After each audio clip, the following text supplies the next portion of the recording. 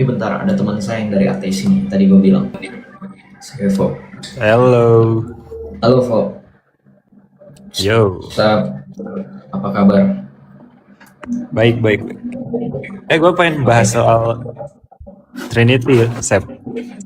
Boleh, mungkin lu mau open camp supaya orang-orang Katolik ada yang interest sama si Evo. Waduh, oke bentar-bentar gue pin aja.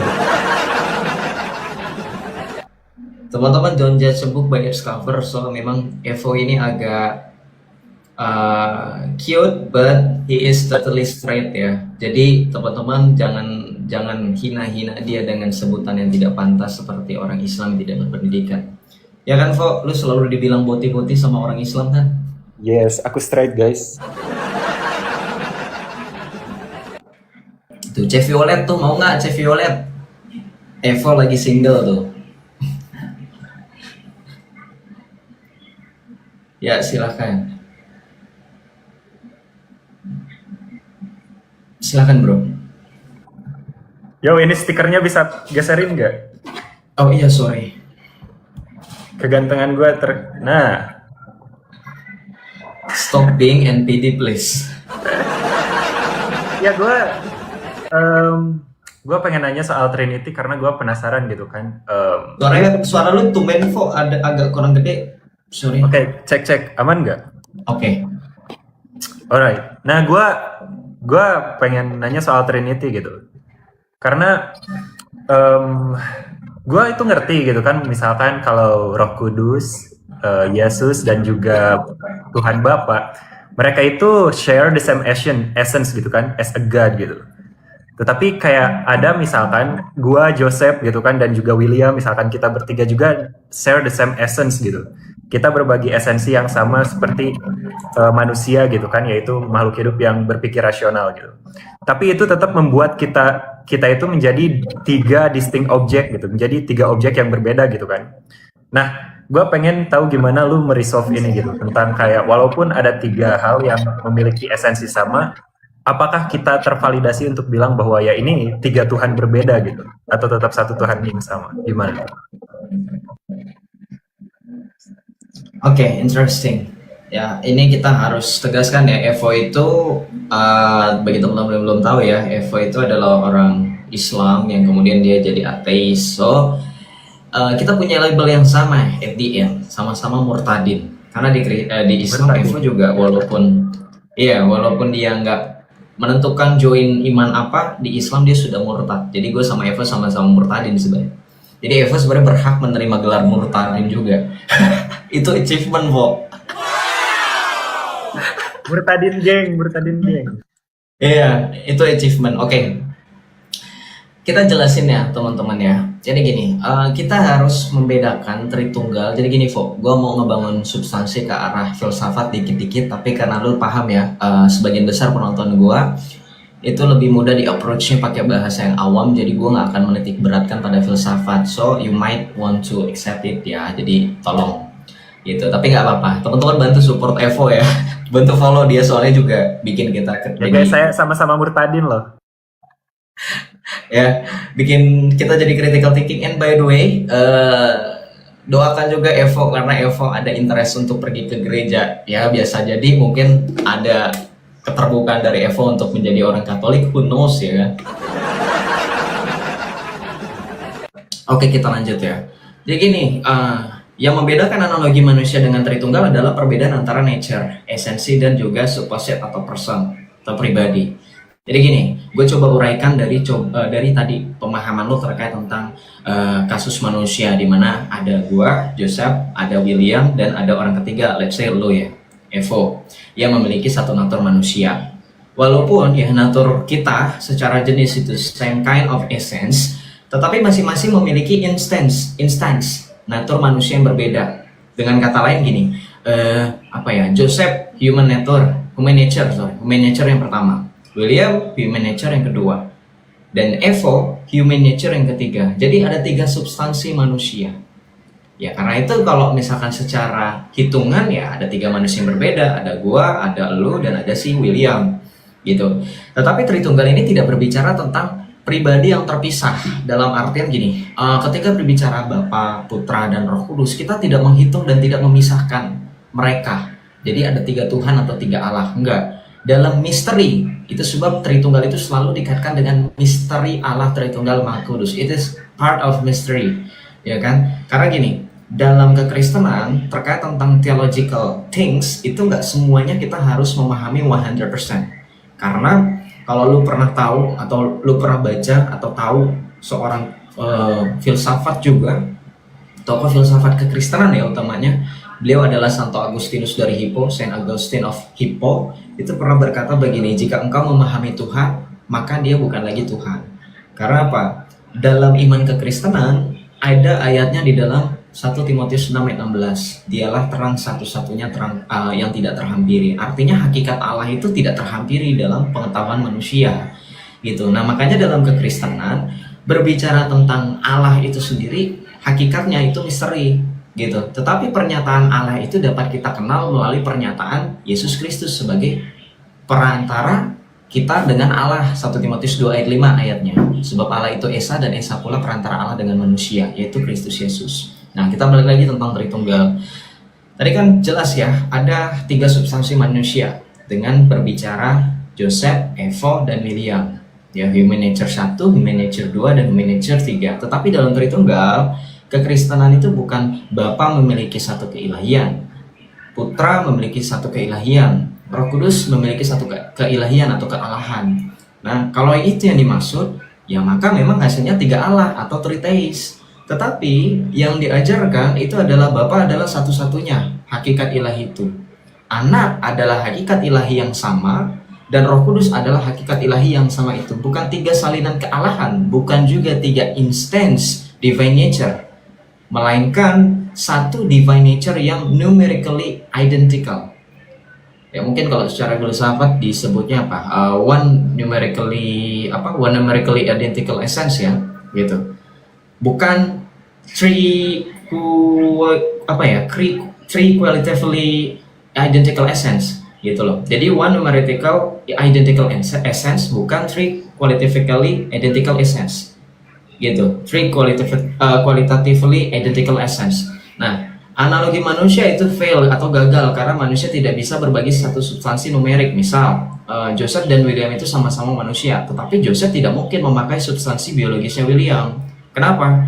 Gue sama William itu punya tubuh yang berbeda, pikiran gue juga berbeda, keberadaan gue juga berbeda, dan substansi gue berbeda. Sedangkan dalam Tritunggal, Bapa, Putra, dan Roh Kudus itu tidak mempunyai 3 kealahan. Mereka literally adalah satu being yang sama, yang berbeda hanyalah relasi pribadi.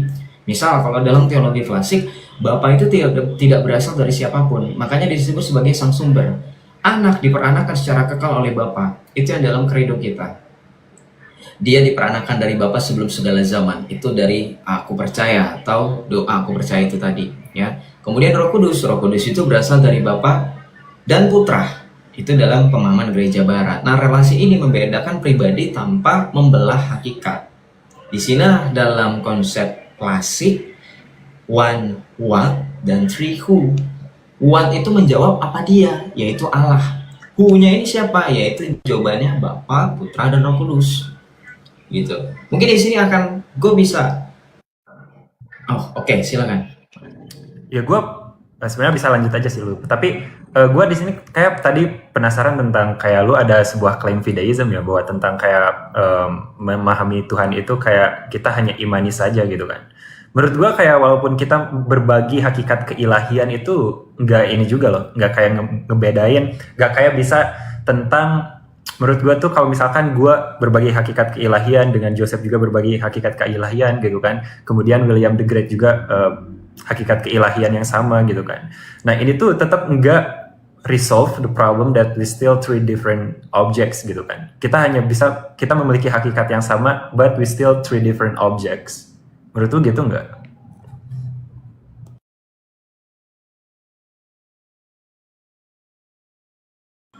Oke, sorry, gue nggak bisa nyalain mic-nya. Oke, gini,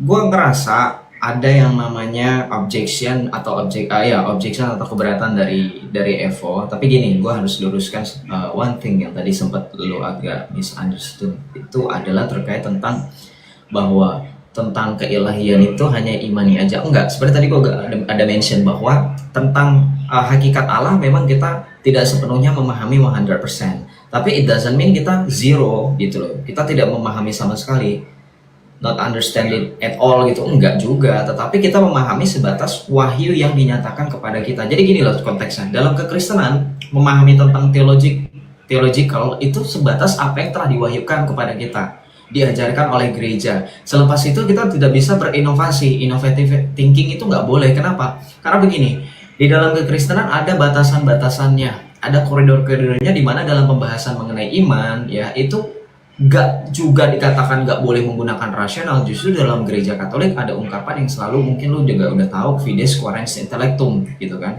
Tapi bukan berarti intellectum itu jadinya mengotak-atikkan fides gitu, mengotak-atikkan iman jadi di inovatif atau gimana, enggak. Itu yang harus diluruskan. Gini, jadi gini, classical identity ya, ini gue bisa mengarahkan ke situ mungkin ya, betul nggak? Lebih ke keberatan lo ke situ nggak secara garis besar classical identity-nya? Boleh. Oke, jadi gini, kalau misalkan kita berbicara objection-nya adalah classical identity, gue bisa, memang gue harus akui itu adalah strong objection. Kenapa? Gini, ada kata memiliki gitu kan, has. Jadi kalau misalnya dikatakan Bapa memiliki keilahian atau kealahan, kemudian Putra atau Yesus Kristus memiliki keilahian, lalu Roh Kudus juga memiliki keilahian, maka memang dalam pemikiran orang awam atau dalam pemikiran orang yang direct itu akan berpikir terdengar bahwa seperti tiga pemilik dari satu jenis natur, dan itu lebih close dengan tritheisme.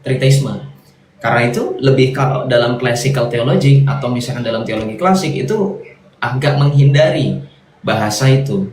Makanya dalam teologi, dalam gereja Katolik itu dikatakan Bapa adalah hakikat ilahi itu, Anak adalah hakikat ilahi itu, dan Roh Kudus adalah hakikat ilahi itu. Jadi bukan tiga individu yang masing-masing memiliki dalam tanda kutip kealahan. Tuh, tapi gue bisa pahami karena gue juga dulu pernah bertanya-tanya, apalagi waktu gue jadi Islam, emang ini konsep tentang Trinity ini kalau dalam pemahaman gue yang waktu itu Islam agak sulit. Kenapa? Tetap aja kalau misalnya dalam pemahaman gue yang Islam yang saklek ini, gue akan mikir ya ada tiga Allah gitu loh, Bapa, Putra, Roh Kudus. Bapa Allah, Yesus Allah, Roh Kudus Allah gitu kan. Benar nggak? Tapi gini, kalau misalkan dalam gue sendiri sih, Fok, dulu yang gue sering tanyain adalah, dulu yang sering gue pikirin gini, Fok, ya, kalau Bapa bukan anak, anak bukanlah Roh Kudus, tetapi semuanya identik dengan Allah misalkan, harusnya bukankah secara logika identitas mestinya Bapa itu sama dengan anak, paham nggak? Dalam logika classical identity itu kan berlaku hukum transitivitas, betul ya? Gue agak keselip-selip lidah. Jadi kalau misalkan jika A sama transitivity kalau nggak salah ya. Iya, transitivitas. Iya, transitivity. Nah, jika A sama dengan X dan B sama dengan X, maka A sama dengan B. Bener nggak? A sama dengan X, B sama dengan X, maka A sama dengan B. Gitu kan, transitivity. Nah, ini yang kalau dalam gue pernah pelajari dan gue pernah discuss dengan salah satu frater yang sekarang dia sudah jadi Romo, itu yang dinamakan dengan Trinity Logical Problem. Gitu. Maka dalam kekristenan, dalam gereja Katolik, kita menjawabnya dengan berbagai cara. Ini masih gue ingat ya, Fo ya. Sebenarnya waktu itu penjelasannya panjang, tapi yang gue ingat sedikit sih. Tapi ini semoga bisa membantu. Jadi gini, kata Allah dalam tanda kutip Allah, kan bagi sebagian orang-orang Islam yang memang mau yakini itu sebagai nama Tuhan ya, personal name itu adalah nama. Makanya orang Islam itu agak bingung kalau gue sebut Yesus Allahu Akbar kayak stiker ini. Mereka kan berpikir ada dua pribadi. Padahal kata Allah ini dipahami sebagai nature, bukan person. Ya. Kemudian kita juga kalau dalam gereja Katolik kita memakai teori relative identity itu, atau membedakan antara being dan person itu. Namun memang secara detail, berbagai macam pendekatan yang tadi gue jelaskan itu tetap akan memiliki challenge-nya ya, tentang filosofi sendiri gitu. Jadi ketika misalkan gue berkata walaupun berbagi hakikat yang sama, kita tetap tiga objek misalnya gitu, Ya kalau misalkan yang dimaksud itu tiga subjek ya, tiga subjek atau tiga center of consciousness itu banyak filsuf yang akan mengatakan bahwa intuisi itu memang termasuk akal gitu loh. Makanya model Trinity social Trinity itu sering dikritik karena lebih kepada arah tiga Allah itu tadi. Nah tapi kalau balik lagi, kalau dalam gereja Katolik kita akan menjawab tidak. Kenapa? Yang ada bukan tiga objek yang masing-masing memiliki hakikat ilahi, melainkan satu keberadaan ilahi atau one divine being yang tersubstansi dalam tiga pribadi melalui relasi asal gitu, atau kita sebutnya relations of origin gitu, karena jumlah being itu tetap satu walaupun jumlah pribadinya tiga. Paham nggak? Nah itu dalam itu. Um, ya, tapi menurut lu ada yang tentang transitivity tadi gitu kan, dan juga law of identity gitu. Apa yang membedakan antara kan ada identitas gitu. Misalkan si Tuhan Bapa have this kind of identity gitu kan, A, dan kemudian Roh Kudus B, Yesus C gitu. Dan kalau misalkan dari ketiga identitas ini memiliki esensi ketuhanan yang sama-sama 100% gitu. Pas kita kombinasikan itu berarti jadi 300% divinity gitu kan. Jadi 300% keilahian, yang berarti di sini kita masih kayak valid untuk bilang well there's three different God here. Karena kayak mereka itu enggak berbagi misalkan 33% masing-masing esensi keilahian kan. Berarti kayak mereka itu 100% share the same essence as God gitu. Jadi kayak kita masih valid gak untuk bilang ini tuh ada, kalau kita gabungkan 100% esensi dengan 100% esensi dan juga 100% esensi, then it's 300% gitu. Jadi there's still three different God gitu. Enggak, gini, gua akan jelasin. Tiga Kristenan enggak kemudian mengatakan Bapa sama dengan 100% Allah, Yesus 100% Allah, Roh Kudus 100% Allah. Kita tidak sedang menghitung persentase jumlah keilahian 100%, seolah-olah keilahian itu ada yang keilahiannya cuma 90 atau below atau bahkan above. Enggak, keilahian itu tidak bisa kita presentasikan ya teman-teman, termasuk juga kemanusiaan ya kan. Enggak ada kan kemanusiaan yang di dalam diri manusia itu cuma 70%, sisanya apa ya namanya kalau manusia. Of course lu nggak bisa kemudian mengurangi atau menjumlahkan ya, karena dari sananya gitu kan. Ini berbicara tentang kategori mistake gitu ya. Kalau dalam ajaran gereja Katolik, angka 100% itu bukanlah besaran yang bisa dijumlahkan. Balik lagi, yang gue mau tekankan tadi, maksud dari 100%. Seperti volume air, atau misalkan lu punya pizza, lu potong-potong, lu slice gitu. Enggak, ya, gitu. Jadi gini, mungkin lebih kepada kalau kita misalkan imagine you have one circle. Misalkan lu punya satu lingkaran. Misalkan gue berkata gini, lingkaran itu kan sepenuhnya bulat, kelengkungan itu seluruhnya bulat. Misal ya, gue punya lingkaran, gue ulangin nih soalnya penonton gue banyak yang baru join. Teman-teman hello, God bless Top Tap Layar ya. Misalkan kita pakai analogi, I have one circle, saya punya satu lingkaran teman-teman. Terus gue berkata begini, lingkaran itu sepenuhnya bulat, kelengkungannya seluruhnya itu bulat. Maka gue nggak mengatakan ada dua kebulatan. Paham gak, Fo? Maka demikian juga menurut classical theology, gini, dalam pandangan gereja Katolik, Bapa adalah sepenuhnya Allah, Yesus atau Sang Putra itu adalah sepenuhnya Allah, dan Roh Kudus adalah sepenuhnya Allah. Tetapi bukan berarti ada tiga, dalam tanda kutip, unit kealahan yang bisa ditotal. Gitu loh. Paham gak? Paham gue dengan analogi lu barusan ya. Misalkan kalau kita kelengkungan dari lingkaran gitu, itu sepenuhnya membuat lingkaran tersebut gitu kan, gak perlu lagi sisi-sisi lagi gitu kan, sisi-sisi lain gitu. Tapi masalahnya di sini tuh masih tetap ada di dilema yang sama sih, Sep. Kayak misalkan antara kita itu pengen bilang bahwa Trinitas itu adalah satu circle, dan setiap dari identitas objeknya itu berbagi circle ini gitu kan, 33% dari circle ini Tuhan Bapa, 33% dari circle ini adalah Roh Kudus, dan sisanya itu Jesus Christ gitu. Atau kita pengen bilang, well, Tuhan Bapa itu have his own circle gitu. Tuhan Bapa punya circle-nya sendiri, Yesus punya circle-nya sendiri, Roh Kudus punya circle-nya sendiri. So, kita masih tetap punya three different objects gitu. Jadi menurut gue tetap ada di dilema yang sama sih, antara Tritunggal ini berbagi satu circle yang sama dengan secara parsial gitu, atau mereka tiga circle yang berbeda gitu. Gimana tuh? Oke. Will, lu daripada komen-komen di bawah mending lu naik Ya nggak? Naiklah Will. Ini Murtadin satu lagi guys, lihat. Iya, jadi kita melengkapi, akan kita bahas Trinity nih, jadi pas nih. 3 Murtadin. 3 Murtadin, oke. Gue akan coba jawab ya. Ya, Evo ini akan mengarahkan kita kepada filsafat, tapi gue sekali lagi ya, gue akan mencoba menjelaskan dalam bahasa awam, karena mungkin teman-teman di sini pendekatannya lebih approachable pakai bahasa awam ya. Tapi gue akan coba sedikit-sedikit juga bahas dari sisi filsafat. Oke, begini teman-teman. Ini juga kalau dalam filsafat yang Evo sedang tanyakan dan narasikan ini terkait tentang Trinity Dilemma.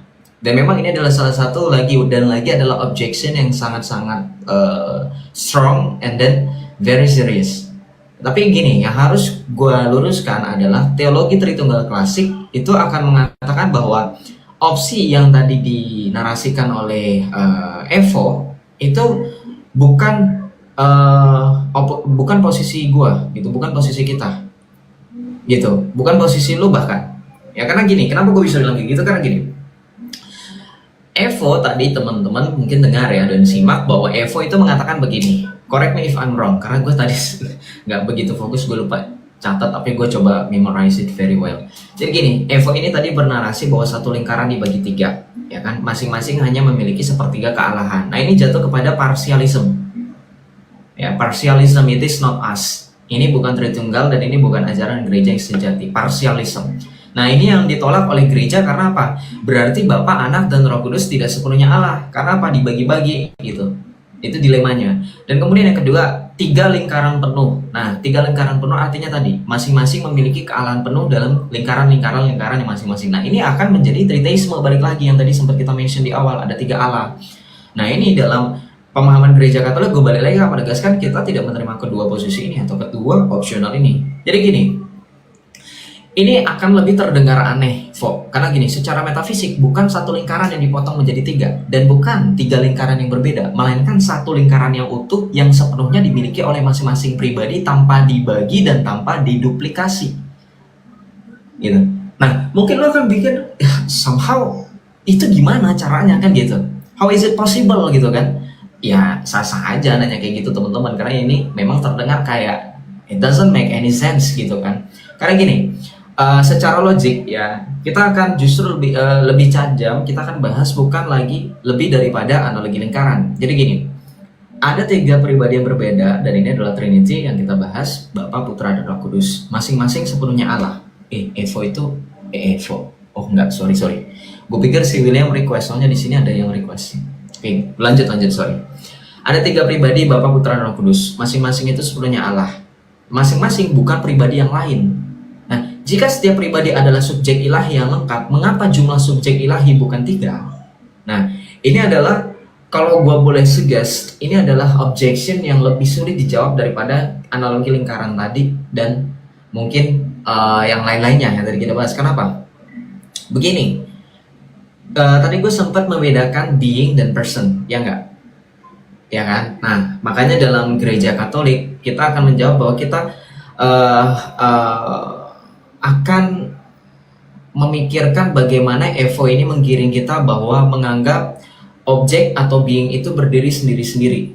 Ini yang gue dari tadi tolak ya, karena Evo itu menjadikan objek atau being itu berdiri sendiri-sendiri. Nah, dalam metafisika, dalam penjelasan gereja Katolik classical metafisik ya, hanya ada satu being ilahi, hanya ada satu being ilahi yang 3, bukan 3 being, melainkan 3 pribadi yang dibedakan oleh relasi asal atau relation of origin. Jadi gini, menurut lo itu kan jumlah beingnya sama dengan 1, jumlah personnya sama dengan 3. Masalahnya ya akan ada another question gitu. Apa sebenarnya perbedaan antara being dan person? Jika setiap person itu memiliki intelek, kehendak, dan juga dapat saling berbicara. Kalau person sudah memenuhi semua ciri subjek, mengapa bukan 3 being? Nah, makanya ini nggak akan pernah selesai gitu. Jadi kalau gua rasa sih ya, intuisi yang kita rasakan itu bukan lu itu membuktikan Tritunggal salah, melainkan lu itu sedang mempoint out kan adanya semacam pressure atau tekanan konseptual pada metode classical trinity gitu. Nah, itu sebab gue lebih memakai pendekatan yang dijelaskan oleh teolog-teolog, oleh Romo gua gitu kan, yang waktu itu juga pernah gue tanya, dengan cara apa? Dengan membedakan being dan person gitu. Sedangkan ya mungkin Evo berargumen bahwa perbedaan itu belum sepenuhnya menghilangkan kesan adanya tiga subjek ilahi gitu loh ya. Karena tadi yang gue nangkap 100% per 100% itu sama dengan 300% itu apa ya itu berbicara tentang bahwa kealahan itu bukan kuantitas yang tadi gue tekankan gitu. Oke lah, silakan Vo, lu mau tanggapi mungkin. Gue lagi azan lagi di sini, so mungkin sedikit aja ya. Misalkan begini, mungkin yang harus kita jauh lebih clearkan tuh, jadi kan untuk Tritunggal itu ada pembedaan gitu kan, clearly gitu, secara jelas ada pembedaan antara apa itu Tuhan Bapa, antara apa itu Yesus Christ dan juga ini ya Roh Kudus gitu. Nah, tapi pembedaan ini apa gitu yang menjustifikasikannya gitu? Apa yang menjustifikasikan pembedaan ini gitu? Ketika misalkan Roh Kudus itu memiliki 100% ataupun keilahian yang utuh, kemudian Bapa juga memiliki keilahian yang utuh, dan juga Jesus Christ memiliki keilahian yang utuh. Ya, this will still have kayak logical problem, dimana kayak ya kita masih valid untuk bilang ada 3 being yang memiliki keilahian yang sama-sama tak terbatas gitu. Sedangkan kalau kita pengen bilang, oh mereka nggak berbeda sama sekali gitu, tetapi ada law of identity yang kita tempelkan, dan tetapi kita juga pengen bilang bahwa mereka memiliki keilahian yang sama tak terbatas gitu. So ini tuh antara logically incoherent menurut gue. Kira-kira gimana? Oke. Baik, Vo, gue mau nanya dulu tapi sebelum gue jawab serius lah. Menurut lo, gue nanya quick answer aja ya. Gue hanya minta lo untuk menjawab masuk akal atau tidak aja, nggak perlu dijelasin. Masuk akal nggak kalau misalnya gue ngejelasin Tritunggal pakai analogi manusia memiliki tubuh, jiwa, dan roh. Masuk akal nggak? Bisa diperdebatkan panjang nggak soal itu? Manusia punya tubuh, roh. I think kalau misalkan kita grand, itu bakal tetap jadi essence dari manusia sendiri sih. Kayak gitu. Jadi tetap akan ada debat atau diskusi yang bahkan lebih jatuh kepada pemahaman yang tidak sesuai dengan yang harusnya diajarkan oleh Trinity kan, kalau pakai pendekatan tadi kan. Yes. Itu teman-teman. So you don't have to ribet-ribet untuk mensuggest itu, karena saya sudah tahu, bukan saya sok tahu ya gini. Sorry, gue coba respon dulu Vo yang komen-komen. Soalnya mereka maunya menjelaskannya sederhana, nggak bisa. Ini diskusi teologik, bukan diskusi 1 tambah 1 sama dengan 2. Lo ngerti nggak teman-teman? Gitu. Ini membutuhkan analisa mendalam dan jawaban atas kritik-kritik dan pertanyaan yang mendetail. Nggak bisa cuma jawab, oh gampang Tritunggal itu kayak tubuh, jiwa, dan roh. Nggak bisa. Analogi apapun tentang Tritunggal itu berbeda. Makanya Eva tadi tekankan itu tetap akan membahas tentang hal yang bukan Tritunggal gitu loh. Pada akhirnya, contoh misalkan kayak kita bahas lagi analogi matahari yang mempunyai cahaya dan panasnya, itu juga bukan Tritunggal. Itu nanti jatuhnya kepada pemahaman yang membedakan kuasa dan membedakan yang jatuhnya parsialisme itu nanti gitu, antara cahaya dan panas. Jadi itu bukan Tritunggal yang sebenarnya. Nah, makanya saya menghindari analogi-analogi yang seperti itu ya teman-teman ya. Saya hargai suggestion-suggestionnya, tapi saya nggak pakai itu karena nanti jadi kritik. Evo nanti malah jadi full power lo nyerangnya. Ya, gitu. Enggak, bukan maksudnya dia menghujat, enggak, masih full power tuh jadi kayak gitu, gampang diperdebatkan. Oke, gue balik lagi tentang pertanyaan tadi. Gini, oke, ini lebih presisi teman-teman dari Evo tadi, dari segi Evo yang menarasikan tentang bagaimana justifikasi pembedaan gitu, yang clear ya antara pembedaan Bapa, Putra, dan Roh Kudus. Gitu. Oke, jadi gini. Bapa berbeda dari anak berbeda dari Roh Kudus berbeda dari Bapa. Kemudian bagaimana cara menjelaskan itu dengan masing-masing sepenuhnya Allah. Gitu. Apa dasar metafisis dari perbedaan itu? Oke. Gini. Yang harus kita garis bawahi dari pertanyaan Evo, teman-teman, apa jenis perbedaan yang cukup dan yang cukup kuat untuk membuat Bapa bukan anak, tetapi tidak cukup untuk membuat mereka menjadi 3 Allah? Ini persoalannya, benar nggak, Vo? Ini lebih kepada presisi yang tadi gue bilang. Jadi gini, kalau dalam gereja Katolik the answer would be begini. Kalau dalam pemahaman Katolik klasik, teman-teman classical theology, ya ini menjawab bahwa perbedaannya bukan pada esensi, bukan pada kehendak, bukan pada kuasa, dan juga bukan pada eksistensi, melainkan pada relations of origin yang tadi sempat gue mention juga di awal, atau relasi awal. Bapa tidak berasal dari siapapun, makanya disebut dengan sang sumber, Bapa, sang Bapa itu. Nah, anak diperanakan secara kekal oleh Bapa. Paham? You get it? Nah, ini ada di dalam ayat-ayat Alkitab. Ya, Yesus berkata dalam Yohanes 8 ayat 42, "Jikalau Allah adalah Bapamu, tentu kamu mengasihi aku, sebab aku datang dan keluar dari Allah." Nah, Allah ini maksud adalah sang Bapa.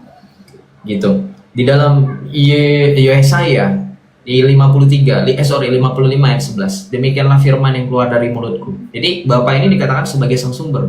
Jadi, Bapa tidak berasal dari siapapun. Anak atau Yesus Sang Putra itu diperanakan secara kekal oleh Bapa, dan Roh Kudus berasal dari Bapa dan Putra. Nah, relasi-relasi inilah yang membedakan ketiga pribadi itu. Nah, apakah kemudian ini bisa langsung solve the problems? Ya, tergantung ya. Kalau dalam pemahaman gue, orang Kristen, teman-teman juga, ini selesai di sini. Ya kan? Karena ini kalau kita berbicara dalam relation of origin, ini cukup untuk membedakan pribadi tanpa membelah hakikat ilahi. Benar gak, Fo? Kalau itu lebih kepada condongnya kita yang udah paham dan udah mengerti dan sekaligus mengimani. Benar gak teman-teman yang dibawa? Betul dong. Karena dengan membedakan tadi, Bapa, Putra, dan Roh Kudus dibedakan itu tanpa membelah hakikatnya, gitu, tanpa membelah hakikat ilahi. Tapi kemudian si Evo bisa jadi criticize, kemudian apalagi mungkin menyanggah. Gini, relasi menjelaskan bagaimana ya, how mereka berbeda, tetapi belum menjelaskan mengapa tiga pribadi yang masing-masing merupakan subjek ilahi penuh bukan tiga Allah. Gitu, benar nggak? Nah, jadi gini, gue sebagai orang Katolik ada dua hal yang harus ditekankan. Doktrin Tritunggal itu memang mengklaim bahwa perbedaan antar pribadi adalah relasional, bukan substansial, relasional dan substansial. Tetapi apakah kemudian model metafisis itu sepenuhnya memuaskan secara logis, masih menjadi diskusi yang lebih serius lagi. Kenapa? Gini, Fo, gue harus to be honest ya, mengakui adanya perdebatan filosofis itu kan it doesn't mean juga meninggalkan iman. Itu hanya membedakan antara apa yang diyakini sebagai wahyu tadi, revelations, dan juga bagaimana manusia berusaha memahaminya secara rasional. Tapi at the end, yang mau gue tekanin adalah sejauh bagaimana orang-orang mengkritik tentang Tritunggal itu ada konsepnya di Alkitab jelas, dan dibedakan pribadinya itu jelas, dan pribadi-pribadinya itu jelas adalah kesatuan Allah yang tidak terpisah. Makanya ayat-ayatnya jelas. Yesus menegaskan misal di dalam Alkitab dalam Injil Yohanes, "Sebab aku tidak seorang diri, melainkan bersama dengan Dia yang mengutus aku." Itu relasi yang tidak terpisah. Sekalipun secara critical thinking atau secara logik, Yesus yang adalah terbatas di dunia atau terbatas antara ruang dan waktu, dia menegaskan dia tidak terbatas dengan Bapanya yang mengutus dia, yang adalah Allah yang tidak terhampiri dalam hakikat roh itu, yang tidak terbatas ruang dan waktu. Nah, sedangkan dalam ranah kekristenan, transenden dan immanen itu kan dibedakan. Point outnya di situ. Tapi dalam kontekstual dan dalam pernyataan dan apa yang realnya tertulis, itu Yesus bisa mengkoneksikan yang tidak terlihat, yang tidak terhampiri, itu tetap punya koneksi dengan dirinya yang terbatas dalam ruang dan waktu 2000 tahun lalu. Jadi sebenarnya balik lagi, teman-teman, yang saya dan Evo di sini diskusikan adalah terkait tentang pertanyaan Evo yang Evo ajukan kepada saya dan saya coba jawab. Cuman memang dari awal saya sudah bilang ke Evo, tidak semua orang Kristen, bahkan memang ya, ini sudah menjadi mandatory bagi orang Kristen, bahwa bukan berarti ketika kita beriman kita harus 100% mengenal Allah yang kita imani. Kenapa? Kenapa bisa begini? Karena tadi Santo Agustinus mengatakan jika kamu memahami Allah maka dia bukan lagi Allah. Itu secara logis, kalau kamu bisa mengatakan Allahmu masuk logika, maka bisa jadi Allahmu lebih kecil daripada logika kamu. Karena manusia itu punya logika terbatas. Hal-hal yang belum kita pahami saja masih banyak, tetapi kita bisa berani mengatakan secara singkat, padat, dan jelas, saya sudah mengerti dan mengenal Allah saya secara 100%. Itu akan contradict. Dan makanya ini sangat fair di sisi gua, ya Foya dan teman-teman semuanya, di sisi kita sebagai orang Kristen mengakui bahwa tidak bisa 100% kita jelaskan kepada orang-orang yang menanyakan tentang Trinity, tentang Trinitas. Gitu, karena tidak bisa 100% terselesaikan masalah-masalah yang ditanyakan. Itu perlu sudut pandang dan iman. Gitu sih.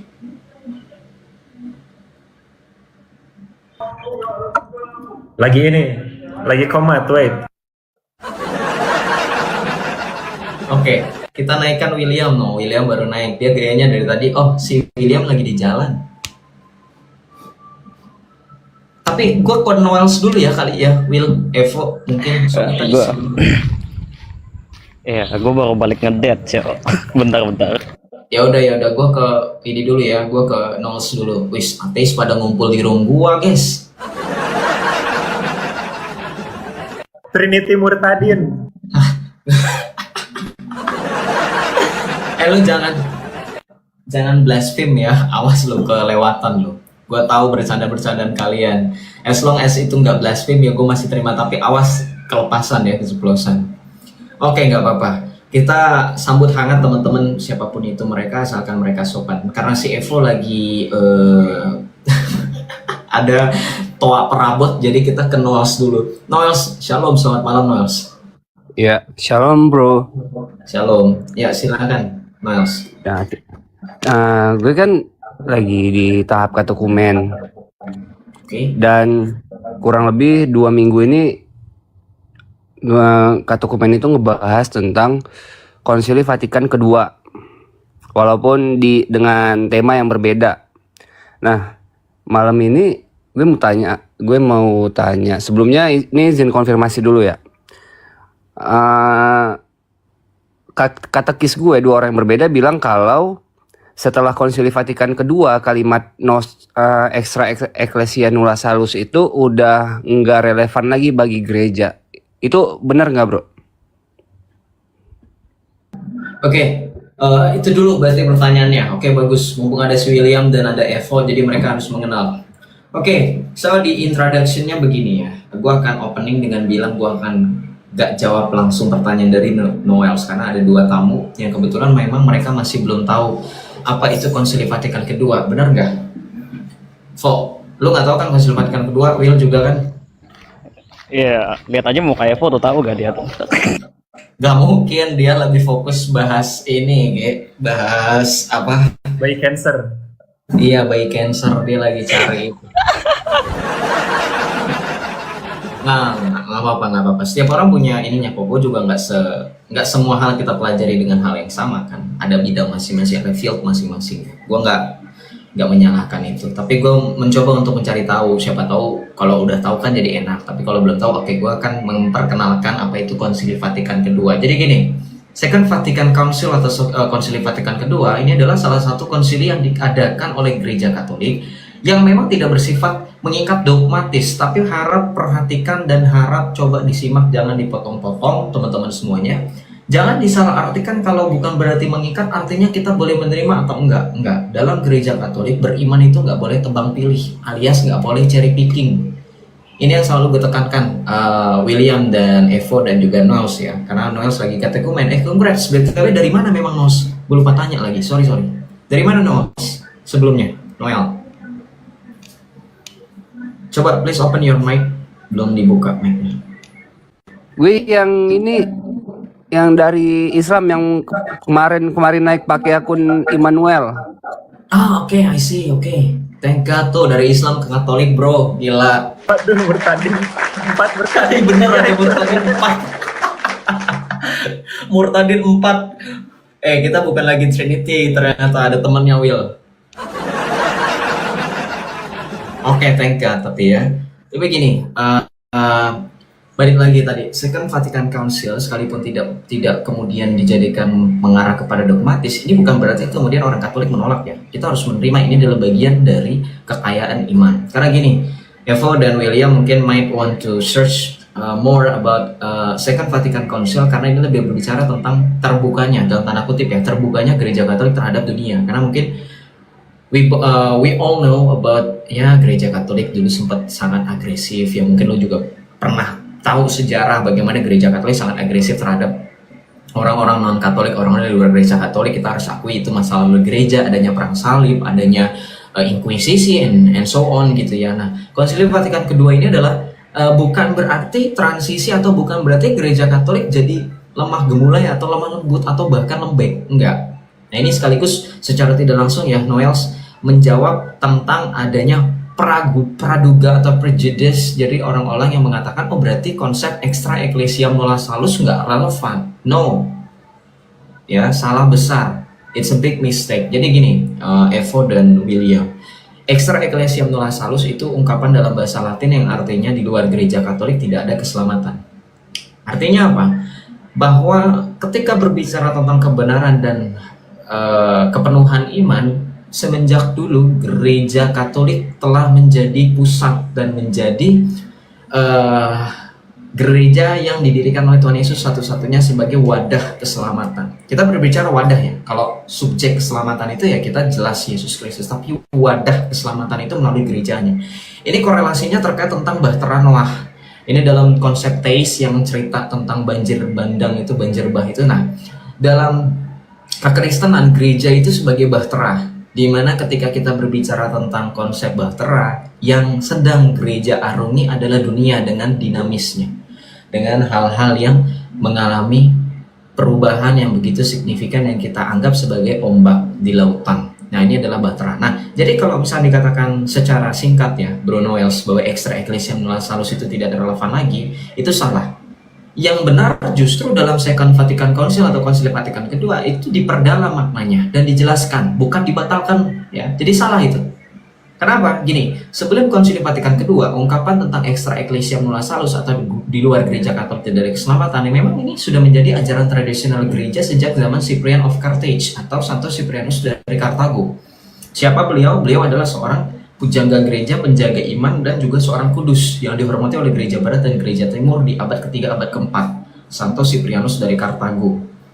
Namun sepanjang sejarah cara memahaminya berkembang. Nah, ini makanya diadakan konsili-konsili, teman-teman. Tolong bantu tap-tap layar. Konsili itu ditujukan untuk ini, Evo, William, Noels mungkin ya, FYI guys, konsili itu bukan untuk menentukan sesuatu yang tadinya tidak ada jadi ada.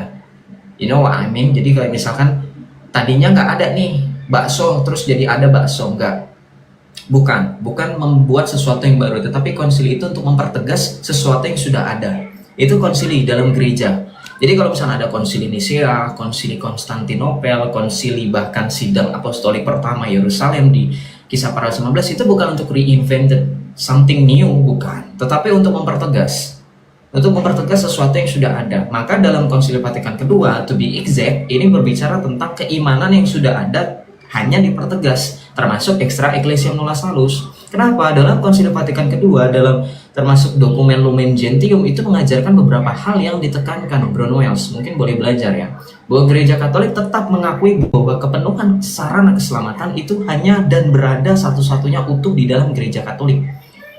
Semua keselamatan yang diterima manusia tetap berasal dari Kristus dan dalam pengertian tertentu melalui gerejanya. Namun, orang yang bukan anggota gereja Katolik secara kelihatan masih mungkin atau possible diselamatkan apabila mereka, tanpa kesalahan mereka sendiri, dalam tanda kurung invincible ignorance.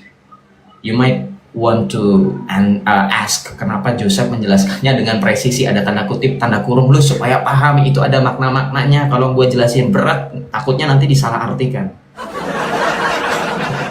Jadi gue lanjut. Jadi kalau di dalam gereja Katolik, bahkan kita berbicara tentang adanya konsep di luar gereja Katolik tidak ada keselamatan, Evo dan William, it doesn't mean kita itu kayak egois atau bersifat kayak lu gua gitu, enggak. Tetapi gereja Katolik tetap merangkul mereka yang di luar gereja Katolik supaya kita mari keselamatan kita ini kita harus berikan kepada kamu, termasuk yang gue lakukan ini, mewartakan extra ecclesiam nulla salus itu.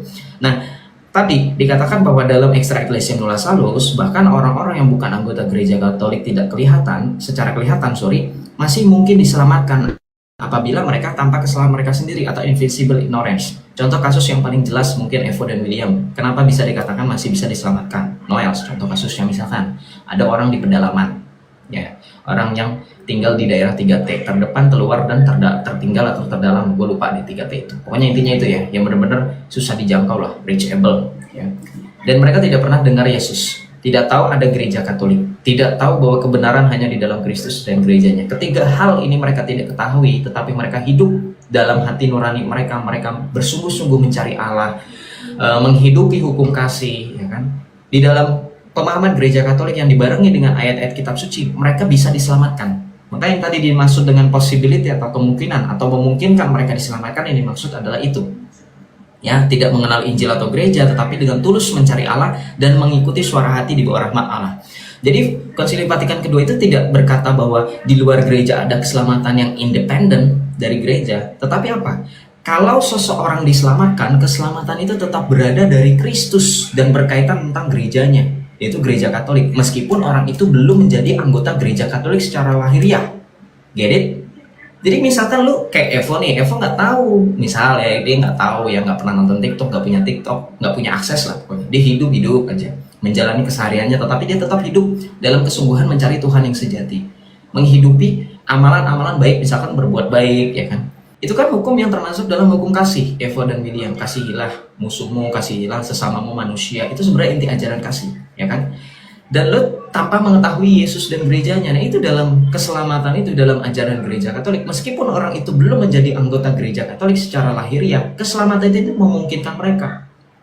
Makanya kalau misalkan you might want to read apa yang ditegaskan oleh Santo Yohanes Paulus II dan terutama oleh Kardinal Joseph Ratzinger, atau kita bisa mengenalnya lebih dengan mendiang Paus Emeritus Benedictus ke-16 melalui deklarasi Dominus Iesus yang menegaskan bahwa Vatikan kedua tidak membatalkan doktrin extra ecclesiam nulla salus, tetapi menjelaskannya secara lebih tepat.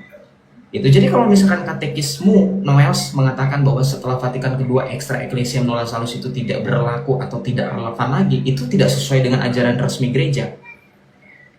Gitu. Tetapi kalau yang dimaksud oleh katekismu itu bahwa sesudah Vatikan II kita tidak boleh lagi memahami semboyan itu secara sempit, seolah-olah semua orang non-Katolik pasti masuk neraka. Nah itu benar. Kenapa?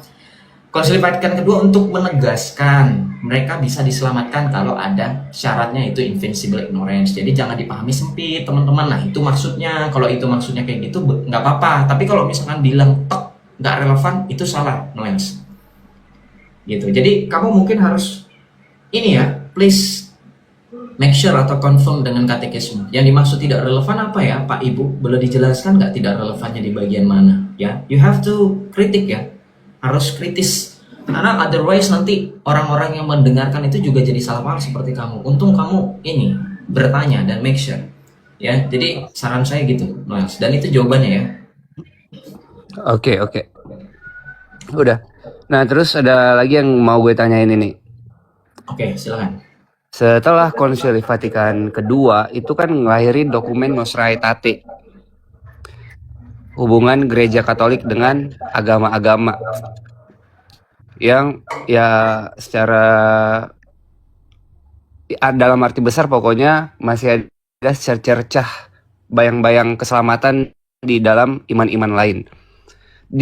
Pada saat Nostra Aetate itu keluar, bro, apakah dari bidat-bidat yang telah dikutuk gereja itu nggak ada apa, maksudnya nggak ada melakukan perlawanan? Soalnya kan ya bidat-bidat ini kan pasti bakal merasa lu ngutuk-ngutuk gua tapi lu ngatain penyembah-penyembah berhala atau di luar iman terhadap Kristus itu, lu bilang masih ada possibility untuk selamat. Bro. Oke, gue nangkep. Oke, begini. Yang lo maksudnya ketika gereja sudah membid'ahkan, bahasa Islamnya bid'ah, membidatkan mereka yang berhala-berhala, yang mereka menyembah ilah lain, yang mereka itu mengatakan hal-hal yang tidak sesuai dengan ajaran gereja. Kemudian di satu sisi kemudian berikutnya, di tahun-tahun kemudian, di Konsili Vatikan kedua dikatakan kita bisa selamat gitu. Maksudnya gitu.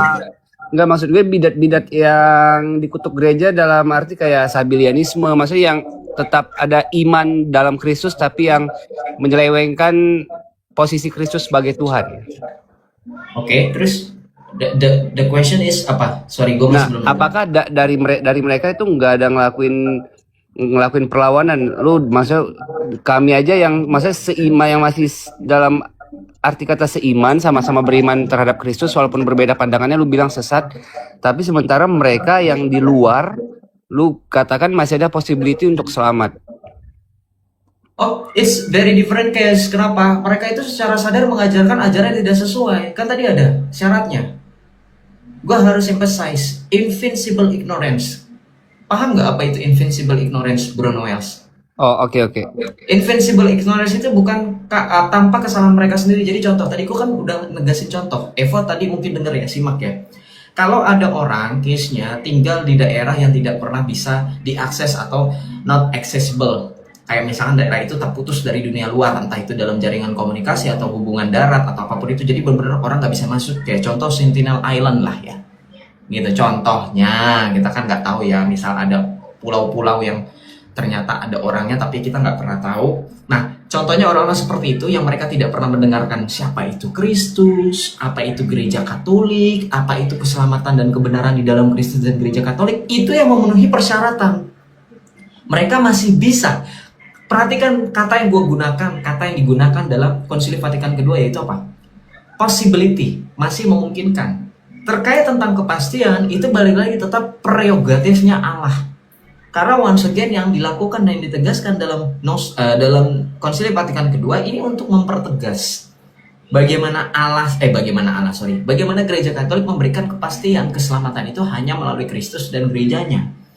Makanya tadi gue bilang dan tegaskan, bisa jadi mereka yang bukan karena kesalahan mereka sendiri mengerjakan dan mencari Allah yang sejati, mereka masuk ke dalam bagian gereja Katolik yang tidak terlihat, meskipun secara lahiriah mereka bukan anggota gereja Katolik. Contoh, itu orang nggak pernah dibaptis, nggak pernah tahu ada gereja Katolik, nggak pernah tahu siapa itu Yesus, nggak pernah baca Alkitab dan seterusnya, hal-hal yang pengetahuan tentang iman.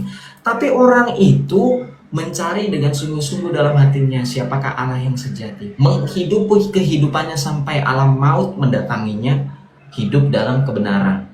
Misalkan mengasihi sesama, ya kan, itu kan termasuk hukum kasih. Nah itu tadi possibility untuk diselamatkan, itu yang memenuhi kriteria tadi invincible ignorance. Ya kalau misalkan bidat-bidat itu nggak masuk, mereka di anatema. Kenapa? Karena mereka fully sadar, mereka tahu mereka salah, tapi mereka masih ngotot ngikutin ajaran Sabellianisme, ya nggak masuk lah. Beda case bro, ya paham ya. Jadi contoh kayak nih, dua orang ini nih atas bawah, mereka sadar dan mereka masih ngotot. Sorry itu saya di Katolik kamu tidak bisa, tapi kan gini ya, sorry gue pakai contoh lu berdua, tapi kan gini, si Evo dan William ini kita nggak tahu di dalam hati dan di dalam pikirannya apakah mereka sudah tahu atau belum. Bisa jadi mereka sampai sekarang belum tahu loh. Dan kalau mereka mati sekarang, gue bukan mendoakan ya, dalam unconsciousness atau dalam ketidaksadaran mereka, tetapi mereka tetap hidup untuk mencari keberadaan Allah yang sejati kayak yang mereka lakukan. Ini kan mereka nggak fully reject, bener nggak? Lu kan nggak nolak keberadaan Tuhan, lu hanya mempertanyakan sampai nanti mendapatkan kepastian. Siapa tahu mereka bisa yakin. Makanya Evo selalu bertanya keberadaan Tuhan itu ada atau enggak. Nah itu kan artinya seperti itu, dia mencari. Nah ini kita pakai contoh yang nyata gitu loh. Nah jadi seperti itu possibility-nya. Jadi bukan berarti bidat-bidat itu atau yang sesat-sesat itu bagaimana bisa diselamatkan, enggak, dijelas enggak bro. Beda case, mereka sadar. Oke. Wait, gue pengen nanya, Bang Noel udah beres gak? Atau gimana? Udah aman kok. Menurut lu berarti Konsili Vatikan yang kedua ini juga gak kayak berpengaruh besar terhadap kayak perpecahan denom gitu, atau let's say generate denom yang banyak gitu nggak menurut lu? Kayak kan ini kayak Konsili Vatikan yang kedua ini benar-benar respon terhadap zaman ya, respon terhadap tuntutan zaman modern gitu dari gereja Katolik sendiri. Menurut lu itu berkontribusi besar gak terhadap misalkan banyak sekali denom gitu kan? Karena gue pernah dengar lu bilang bahwa kayak ya Katolik unggulnya gitu kan dengan server-server lain, mereka itu punya grounding dogma yang emang fundamental banget gitu, yang ketat gitu, yang ketat, fundamental, dan juga nggak arbitrer gitu. Tidak seperti misalkan ya server-server lain gitu seperti Protestanisme ataupun Islam gitu kan dengan mazhab-mazhabnya. Tapi menurut tuh adanya denom-denom ini membatalkan klaim itu juga gak tentang bahwa kayak Katolik itu memiliki grounding dogma yang emang ketat dan juga fundamental, tetapi masih banyak sekali denom di bawahnya. Gimana? Oke, we have to distinguish between yang namanya denom dan Katolik, karena Katolik not part any denom, karena Katolik itu gereja yang memenuhi ciri gereja yang dalam doa aku percaya, atau ciri gereja yang paling tidak dirumuskan oleh para rasul, yaitu gereja yang satu, kudus, katolik, dan apostolik. Ciri gereja, sesuatu bisa disebut gereja itu kalau satu, kudus, katolik, dan apostolik. Nggak memenuhi itu tuh nggak disebut dengan gereja. Makanya sorry to say, dalam pemahaman gereja Katolik, Protestan dengan berbagai macam denominasinya, even if mereka menamakan diri dengan gereja, mereka tidak memasuki kriteria yang itu. Karena kriteria gereja itu harus satu, kudus, katolik, dan apostolik. Satu aja nggak terpenuhi, ini bukan gereja. Misal gereja lu satu, kudus, ya, tapi nggak katolik dan apostolik, sorry itu saya, itu bukan gereja. Makanya gereja Katolik menganggap mereka bukan gereja sejauh pemahaman gereja yang sesuai dengan syarat itu tadi, satu, kudus, katolik, dan apostolik, melainkan menyebutnya sebagai komunitas gerejawi. Itu yang harus lo paham. Nah ini pelajaran nih buat teman-teman Katolik, mungkin juga banyak yang lebih paham ya daripada saya. Ini supaya saya memberi informasi. Nah, jadi satu, kudus, katolik, dan apostolik itu ciri gereja, Vo. Jadi kalau misalnya satu, kudus, katolik, dan apostolik itu tidak terpenuhi, ini nggak bisa dibilang gereja. Ya ini syaratnya, gitu. Nah, oke. Tentang substansinya, bahwa apakah Konsili Vatikan kedua berpengaruh? Yes. Tetapi kalau dibilang apakah menjadi main topik atau misalkan penyebab utama gitu, enggak. Kenapa? Ya kita bisa belajar sejarah lah, Vo dan teman-teman, bahwa jauh sebelum Konsili Vatikan kedua atau Second Vatican Council ada skisma Barat dan Timur yang itu melahirkan pemisahan antara gereja Katolik dan Ortodoks. Kemudian ada deformasi dari Protestan yang melahirkan Lutheran, Reform, kemudian Anglikan, dan kemudian pecah sampai sekarang ada lebih dari kurang lebih 60.000 lebih. Jadi ribuan denominasi yang ada sekarang itu bukan karena Second Vatican Council. Jadi lebih tepatnya gini, influence-nya atau pengaruhnya Second Vatican Council, teman-teman, adalah lebih open, religious. Jadi nggak lagi kayak aduh Katolik nggak mau nerima lu, sono pergi, lu sesat, lu bidat, kan gitu anggapannya tadi. Makanya gue bawa contohnya bahwa anggapan orang di masa lalu terkait gereja Katolik itu gereja Katolik bener-bener aduh nggak mau deh dengerin si Evo, lu siapa Vo, kayak gitu, misalnya gitu. Tapi dengan Konsili Vatikan kedua lebih merangkul, tetapi tetap yang tadi yang gue jawab ke si Noels, tetap prinsipnya extra ecclesia nulla salus, di luar gereja Katolik tidak ada keselamatan. Even if lu bawa pemahaman yang it sounds, yaitu ajaran Yesus sih, berbuat baik, mengasihi musuh. Tapi kalau misalkan lu not Katolik, sorry, apa yang dipahami dalam gereja Katolik, dengan adanya rasa kesadaran dan keadaan yang memungkinkan lu tuh tahu kalau lu di luar gereja Katolik tapi lu masih belum memutuskan untuk mengikuti gereja Katolik, lu nggak akan selamat. Itu tetap stance-nya di situ. Tetapi lebih terbukanya adalah lu diterima. Makanya gereja Katolik kan satu-satunya institusi yang melibatkan bukan hanya agama-agama saja, baik itu agama Abrahamik, baik agama Semitik atau non Semitik atau kepercayaan lokal, tapi bahkan Katolik sendiri melibatkan independen, orang-orang yang tidak beriman, itu dalam kemajuan kontribusi pendidikan atau bahkan investigasi terkait kekudusan gitu kan, terkait hal-hal yang dogmatis seperti penetapan atau kanonisasi Santo Santa. Itu salah satunya melibatkan orang-orang ateis loh kok. FYI, ada mukjizat kayak gitu, itu melibatkan orang-orang ateis karena memungkinkan untuk adanya pembuktian bahwa gereja Katolik itu tidak hanya mengklaim dari seorang diri atau dari satu pihak. Nah, tapi balik lagi tadi, yang dilakukan Second Vatican Council atau Konsili Vatikan kedua itu lebih kepada mengubah cara gereja Katolik berrelasi dengan dunia modern, dengan umat Kristen non-Katolik, dan bahkan dengan agama-agama lain.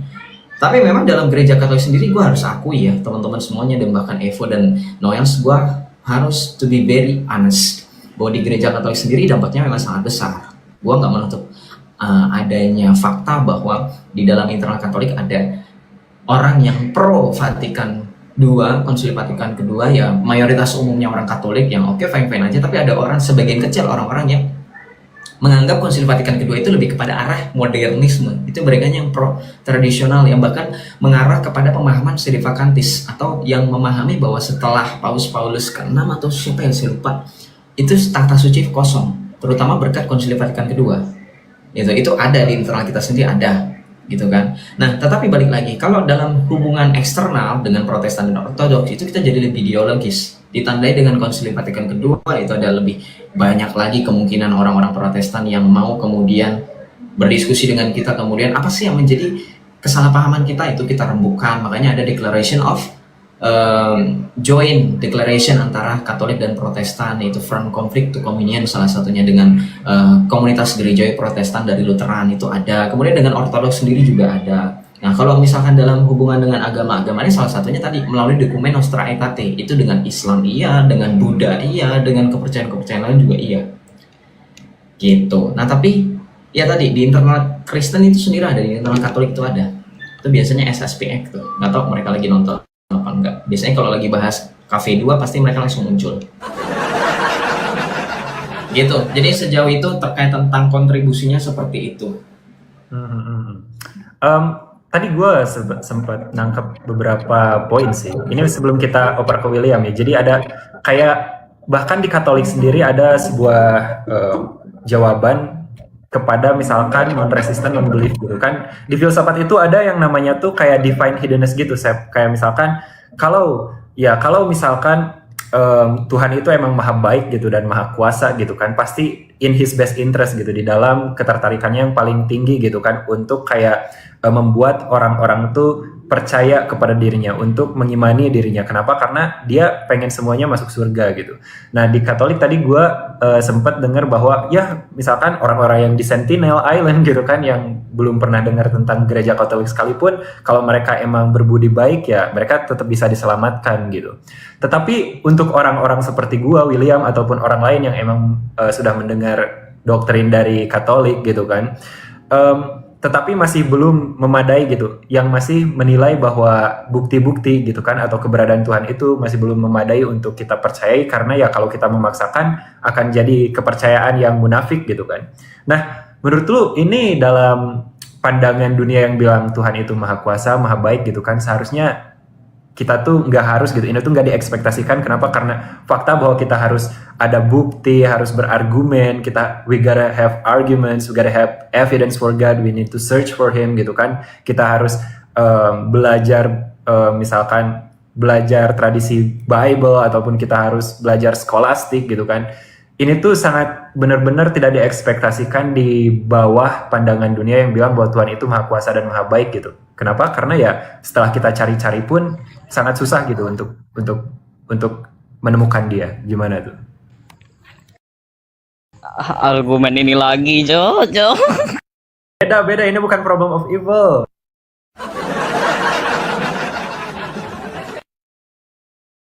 Sorry, tapi BTW mic mati. ya lupa gua. Tapi lebih kepada mengarah ke problem of evil sebenarnya. Benar nggak? Dia mau pakai jauh ke divine hiddenness sih, kayak bilang tentang kalau misalkan Tuhan divine itu, hiddenness-nya si Schellenberg itu. Ya, jadi dia punya nama. Ya, jadi kayak divine hiddenness tuh kayak kalau misalkan Tuhan itu emang in his best interest untuk menyelamatkan kita gitu. Kita itu nggak perlu kayak merancang argumen gitu kan. Kita nggak perlu merancang kayak tradisi pencarian dia secara teologis gitu kan. Karena akan sangat jelas, akan sangat obvious gitu keberadaan Tuhan kepada kita, sehingga nggak ada gitu orang yang misalkan yang non-resistant, non-belief gitu kan. Dan mereka tuh nggak akan punya pikiran di mana keberadaan Tuhan tuh probabilitasnya sangat rendah, ataupun buktinya itu sangat invalid, dan juga argumennya gak memadai, sehingga kita itu untuk percaya ke sini, percaya terhadap keberadaan Tuhan itu akan munafik. Hal-hal seperti ini tuh kayak gak akan ada gitu kalau emang Tuhan itu juga maha baik dan maha kuasa. Oke, baik. Ini kita jelaskan ya bagaimana kita berbicara tentang keyakinan yang disandingkan dengan divine hiddenness. Ini salah satu pemahaman yang dipopulerkan oleh G.L. Schellenberg. Oke.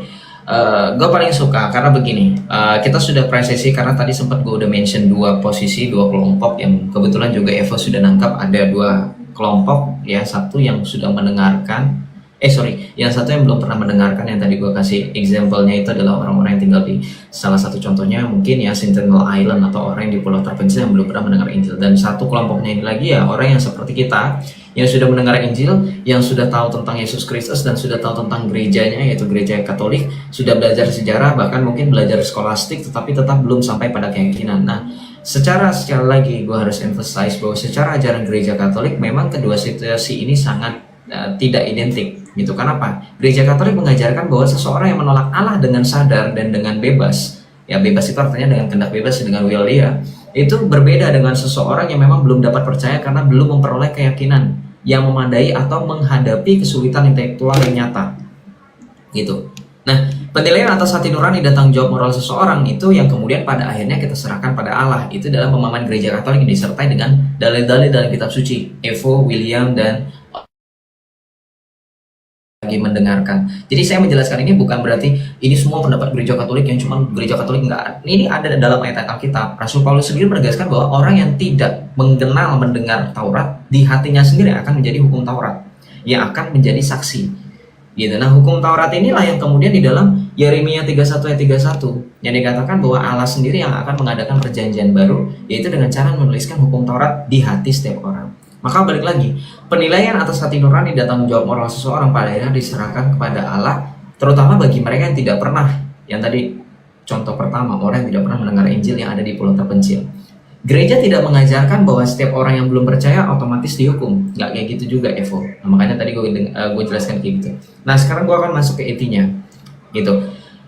Evo tadi sempat bernarasi teman-teman bahwa kalau Allah sungguh maha kuasa dan maha baik, kenapa ia tidak memberikan bukti, ya kan? Yang membuat orang seperti saya bisa percaya tanpa harus bergumul bertahun-tahun atau tanpa harus mencari sebegitu sulit, begitu nggak Fok kira-kira?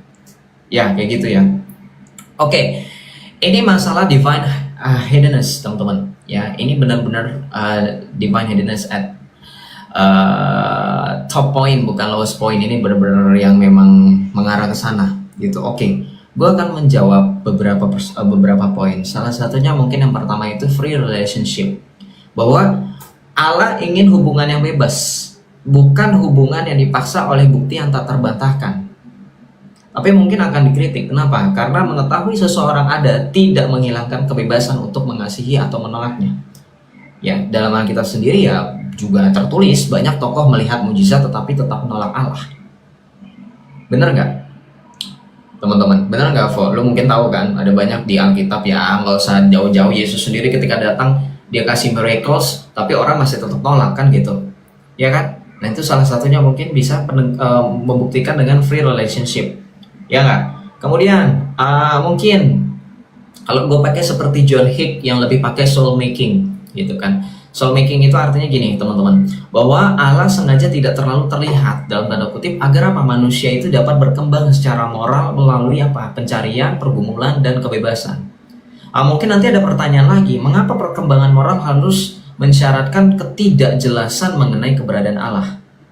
Kan gitu. Nah, ini nanti akan discuss panjang. Tapi nantilah, ini gue jelasin dulu tentang jawaban-jawaban yang mungkin possible untuk gue pakai. Tapi gue coba discussnya itu gue gak mau tutup. Jadi gue sengaja ngejelasin per poin itu nanggung-nanggung biar gue nanti mau tahu si Evo mau kritik yang mana, mungkin mau menentukan yang mana yang lebih possible.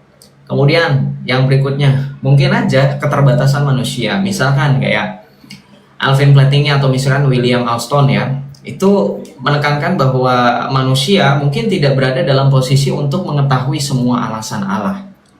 Ya ini mungkin lebih cocok cenderung kepada skeptical theism ya gitu. Tapi gini, kritiknya itu bahwa kalau kita selalu berkata Allah punya alasan yang kita tidak ketahui, maka penjelasan itu akan sulit diuji secara filosofis, benar nggak? Nah itu kalau misalkan jawaban-jawaban dari 3 alternatif yang gua narasikan di sini. Tapi itu kan gua. Nah, ingat ya, di sini kan roomnya nggak berbicara opini pribadi, Vo. Di sini berbicara atas dasar ajaran gereja Katolik. Nah, kalau Katolik sendiri gimana? Kalau Katolik di gereja Katolik sendiri, kita akan lebih menjawabnya dengan hal yang lebih bersifat apa yang diajarkan, salah satunya mungkin yang sering gue pakai juga, Thomistik ya, Thomas Aquinas, yang menekankan bahwa akal manusia dapat sampai pada pengetahuan tentang adanya Allah melalui ciptaan gitu. Tetapi di sisi lain, gereja itu juga mengakui bahwa adanya dosa, kemudian keterbatasan intelektual, kondisi budaya juga atau geografis, bahkan pengalaman hidup itu dapat membuat seseorang mengalami kesulitan yang nyata untuk percaya. Karena itu gereja tidak mengatakan bahwa kalau kamu belum percaya pasti kamu menolak Allah. Sebaliknya, gereja mengakui bahwa ada orang yang sungguh bergumul gitu. Nah, tapi gue coba highlight lagi, balik lagi tentang narasinya Evo. Kalau Allah Maha Kuasa dan Maha Baik, maka dia pasti memberikan bukti yang menurut kita itu cukup. Nah, gue akan bisa bertanya gitu, mengapa kita harus beranggap atau menganggap bahwa Allah itu wajib memberikan tingkat evidensi yang kita anggap optimal? Gimana? Karena gini, biasanya divine hiddenness itu kan gini, itu akan menjadi sangat kuat kalau memang benar bahwa Allah yang sempurna akan selalu memberikan bukti yang cukup kepada setiap pencari yang tidak menolaknya. Tapi masalahnya itu kan premis yang sering didebatkan. Seseorang yang lain, atau mungkin bisa kita ajukan ke pertanyaan yang lain kepada teman-teman yang di bawah, mungkin bisa jadi berkata bahwa Allah mempunyai tujuan lain, misalnya kayak tadi pembentukan karakter, kebebasan relasional yang tadi gue jelaskan, atau alasan lain yang tidak sepenuhnya kita pahami. Benar nggak? Jadi menurut gue sendiri ya, apa yang kita discuss kali ini yang Evo ajukan narasinya, ini bukan seorang harus belajar sejarah gereja, filsafat atau kitab suci, tetapi intinya gini, apakah keberadaan orang-orang yang sungguh-sungguh ingin mengetahui kebenaran itu tetapi tetap tidak berhasil percaya lebih mudah dijelaskan jika Allah yang Maha Kasih ada, atau jika Allah seperti itu tidak ada? Gimana, Vo, menurut lo? Ya, mungkin menurut gue dari tadi dari 3 jawaban yang Joseph kasih mengenai free relationship, soul making theodicy, dan juga Alvin Plantinga gitu kan, itu akan jauh lebih ke skeptical theism. Jadi gue kayaknya nggak tertarik sih untuk bahas yang skeptical theism, karena ya bakal itu menurut gue statement yang akan menembak dirinya sendiri sih. Tapi soul making theodicy juga pasti arah-arahnya bakal ke problem if you will, so gue gak tertarik juga. So mungkin yang free relationship udah muak gue. Nah, mungkin yang free relationship itu gue mungkin punya responnya tuh, kita tuh nggak bisa punya relasi kalau terhadap suatu hal yang kita sendiri gak tahu itu tuh ada atau enggak gitu. Gue tuh di sini gak bisa punya relationship dengan Ariana Grande ketika Ariana Grande-nya sendiri gak tahu gue itu ada atau enggak gitu. So relationship itu kan relasi antara 2 individu gitu, secara timbal balik gitu. Nah, masalahnya kalau misalkan gue cuman punya relationship terhadap suatu hal, suatu entitas yang bahkan gue sendiri yakini itu nggak ada gitu, itu akan menjadi sebuah relasi yang hanya satu arah gitu. Sedangkan untuk menjadi sebuah relasi yang Joseph sampaikan gitu kan, relationship itu requires, prasyaratnya itu terjadi secara 2 arah gitu kan. Nah, mungkin kalau jawaban tentang free relationship tadi, objeksi gue kayak gitu sih. Kayak we can have relationship with something that doesn't exist gitu, yang karena nanti relationshipnya jadi satu arah, dan hubungan yang hanya satu arah itu nggak bisa kita justifikasi sebagai relationship karena harus timbal balik. Itu doang sih. Oke, menarik. Is there any mungkin discuss tambahan dari Evo? I just want to make sure that everyone has their own opinion regarding this, because this isn't about dogmatic ya. Jadi gue lebih kepada open, memberikan kebebasan. Kecuali kalau masalah dogmatik ya it's very strict ya. Hanya orang yang punya akses tertentu. Evo, William. Kalau gini kan sebenarnya ini kan open discussion, jadi kita semua boleh, bahkan Wales pun boleh. Kalau lu interest untuk join nggak apa-apa ya. Lu buka mic sendiri nggak apa-apa, as long as orang sudah selesai. Oke, begini. Nggak apa-apa, ini berarti tanggung jawab gue, responsibility gue. Gue bukan berarti maksudnya mau ngelempar ya, enggak. Maksudnya takutnya William mau ngomong gitu kan. Gak enak sih William, soalnya dari tadi caper di komen sih. Ayolah Will, open mic. Din, enggak. Sebenarnya gue pengen ngebahas dari bentar. Nanti kalau misalnya lo open mic, nanti pasti ada yang clipper nanti bilang Joseph dikeroyok ateis. Enggak. ya udah. Gak ada ya, Ge. Orang-orang gue mah nggak ada, Katolik nggak ada yang kayak gitu. Silakan, asal tertib aja kan. Iya. Ya, tentang boleh gue sedikit arahkan ke moral guys sekali lagi gitu.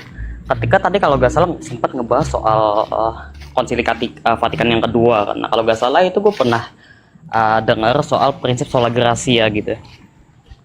Jadi ya, jadi sola gratia itu kan tentang secara deliberatif moral itu ditentukan oleh Tuhan gitu kalau gak salah. Maka dengan seperti itu kan kebaikan yang bersifat proporsional itu tidak akan menghasilkan sebuah konsekuensi di mana seseorang itu akan ditempatkan di surga ataupun di suatu tempat yang enak lah gitu. Nah, maka dengan seperti itu kan kita nggak bisa tuh menganggap bahwasanya orang yang melakukan kebaikan itu akan mutlak masuk surga walaupun misalnya dia itu berbeda agama, berbeda keyakinan, bla bla bla gitu. Nah, sebelumnya kan udah sempat dibahas jikasanya ada semisal orang di pulau yang terisolasi dan dia gak punya akses epistem atau akses pengetahuan untuk sekiranya mengetahui ajaran-ajaran atau redaksi dari ya udahlah boleh jangan gitu Cok ya.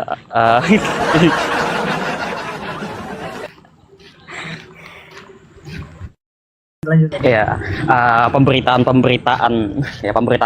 Injil ataupun ajaran-ajaran kekristenan gitu. Nah, tapi kan kembali ke prinsip sola gratia tadi gitu. Ketika Tuhan mutlak mendeliberasikan nilai kebaikan seperti lu itu baik seperti ini, lu itu jahat seperti ini, atau sekiranya sesuatu itu jahat karena ini, sesuatu itu baik karena ini, terus lu selamat karena gua itu mutlak dari gua gitu. Maka dengan seperti itu kan kita gak bisa tuh mengkategorikan mana suatu hal yang benar-benar baik dan juga sesuatu yang benar-benar buruk gitu. Maka dengan seperti itu kan kita jika yang sering dibawa Evo ya soal genocide lah bla bla bla. Bagaimana kita dapat menjustifikasikan bahwasanya suatu hal itu salah atau sekiranya suatu hal ini itu benar gitu. Ya. Jadi silakan open mic tuh. Dia lagi jalan ke Mekah itu makanya bantu donasi dulu. Dia lagi jalan ke Mekah. Bentar, gua ke dapur dulu tempat andalan gua dulu. Kenapa? Ke tempat andalan gua dulu, dapur gosong gua dulu sabar. Oke. Jadi gini ya, mungkin yang gue tangkap terkait tentang bagaimana William mau membawa tentang sola gratia. Sebenarnya sola gratia is not us, itu Protestan punya kan? Benar nggak?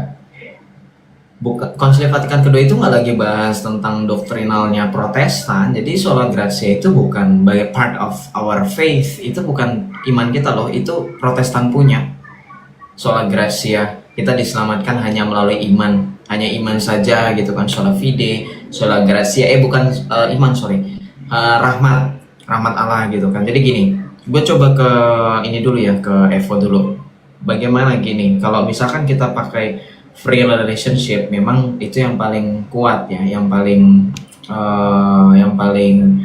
oke kalau menurut Evo. Jadi gini, hubungan personal memang mensyaratkan bahwa kedua pihak itu saling mengenali keberadaan satu sama lain. Ya, jadi jika seorang secara rasional belum dapat percaya bahwa Allah ada, maka ia tidak dapat menjalin hubungan personal dengan Allah. Nah, Allah yang Maha Kasih menghendaki hubungan dengan semua orang. Kenapa? Buktinya di dalam Alkitab sendiri Allah bersedia dirinya menjumpai Adam sekalipun Adam telah berbuat dosa.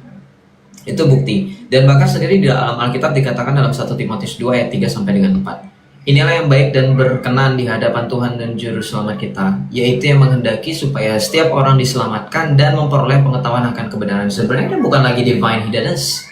Bahkan Allah sendiri menghendaki supaya setiap orang diselamatkan dan apa? Memperoleh pengetahuan akan kebenaran, Evo.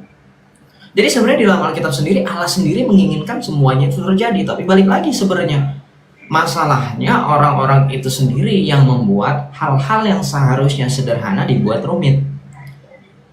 Gitu loh. Makanya gini, adanya kejelasan atau ketidakjelasan Allah dalam pernyataan dirinya untuk orang-orang yang mencari kebenaran itu sebenarnya tergantung bagaimana manusia mau mempergunakan daya guna akal cipta dan seterusnya lah. Let's say lu punya akal logika, lu punya hati nurani, itu harus dipergunakan. Kenapa? Karena sebenarnya kalau dalam beban justifikasi kekristenan, sebenarnya kita sudah bisa melihat sendiri dari Allah yang menyatakan dirinya mau untuk dikenal dan bahkan memberikan pengetahuan kebenaran itu. Jadi sebenarnya jadi sebenarnya keberatan itu gue kalau misalkan gue boleh lempar, gue kalau misalkan boleh blaming itu kepada Islam, sorry. Kenapa? Karena ini gampang jawabnya, dalam gampang tuh maksudnya apa? Secara free relationship tadi, kalau misalkan syaratnya adalah Allah ini mau dikenal, bukan berarti manusia itu diberikan beban tanggung jawab untuk mencari sendiri. Dilepas gitu aja, enggak. Sebenarnya dalam kekristenan Allah memberikan bukti bahwa dirinya mau dikenal, dirinya mau diketahui, yaitu salah satunya bukti nyatanya. Ini kan bukan cuma teori ya, ateis itu kan lebih pada bukti. Buktinya kalau ditanya ya melalui Yesus. Yesus datang sendiri sebagai manusia, dia datang sebagai bukti bahwa Allah itu ada. Gitu loh, dan dia adalah historis gitu. Dan saya mungkin orang-orang yang menolak dia adalah orang-orang yang menolak dalam keilahiannya, tetapi dalam eksistensinya mereka tidak bisa menolak. Contoh Pontius Pilatus, orang-orang Yahudi, mereka tidak menolak eksistensinya, mereka hanya menolak sisinya yang dianggap sebagai menyamakan diri dan menyamakan kedudukannya sebagai Allah. Tetapi dalam eksistensinya Yesus itu ada sebagai bukti bahwa Allah itu ada. Contoh sederhana ya teman-teman ya. Maka dalam problem free relationship sendiri, sederhananya kekristenan sudah membuktikan. Kenapa? Allah tidak lagi tersembunyi. Allah yang tersamar itu menyatakan dirinya, Allah yang tersamar dan tersembunyi itu menyatakan dirinya di dalam Kristus Yesus. Ibrani 1 ayat 1. Setelah pada zaman dahulu Allah berbicara kepada kita dengan perantaraan nenek moyang dan nabi-nabi, maka pada zaman akhir ini Ia berbicara kepada kita dengan perantaraan anaknya yang tunggal, Yesus Kristus pada zaman akhir. Makanya gini, sorry to say, kalau lu misalkan ateis berbicara Allah itu atau God atau supreme being yang dipahami oleh sebagian besar manusia di muka bumi hanyalah hayalan, sebenarnya lu nggak bisa ngomong itu. Secara logik lu akan harus menerima konsep kekristenan. Oke lah, lu masih tetap menerima Tuhan itu hayalan dengan ego lu. Oke, gue harus akui itu. Misalkan gue menghargai pendapat teman-teman ateis atau teman-teman di luar sana yang benar-benar 100% no untuk Tuhan, ya, silang untuk Allah. Tetapi secara parsial, lu harus menerima konsep kekristenan yang meyakini Allah itu ada dengan melalui Yesus Kristus. Kenapa? Secara eksistensi Yesus itu tidak bisa ditolak. Secara eksistensi loh ya, balik lagi, memang bebannya bagi orang-orang yang mungkin bisa lagi mempertanyakan apa justifikasinya membuktikan Yesus itu Tuhan. Ya kita balik lagi, justifikasinya adalah orang-orang yang menyatakan Yesus itu Tuhan dibarengi dengan deklarasinya sendiri sebagai Tuhan itu sendiri. Di mana Yesus sendiri mendeklarasikan dirinya dalam konteks budaya Yahudi pada saat itu sebagai Tuhan. Itu sebab orang-orang Yahudi menangkap Yesus dan geram terhadap apa yang dikatakan Yesus.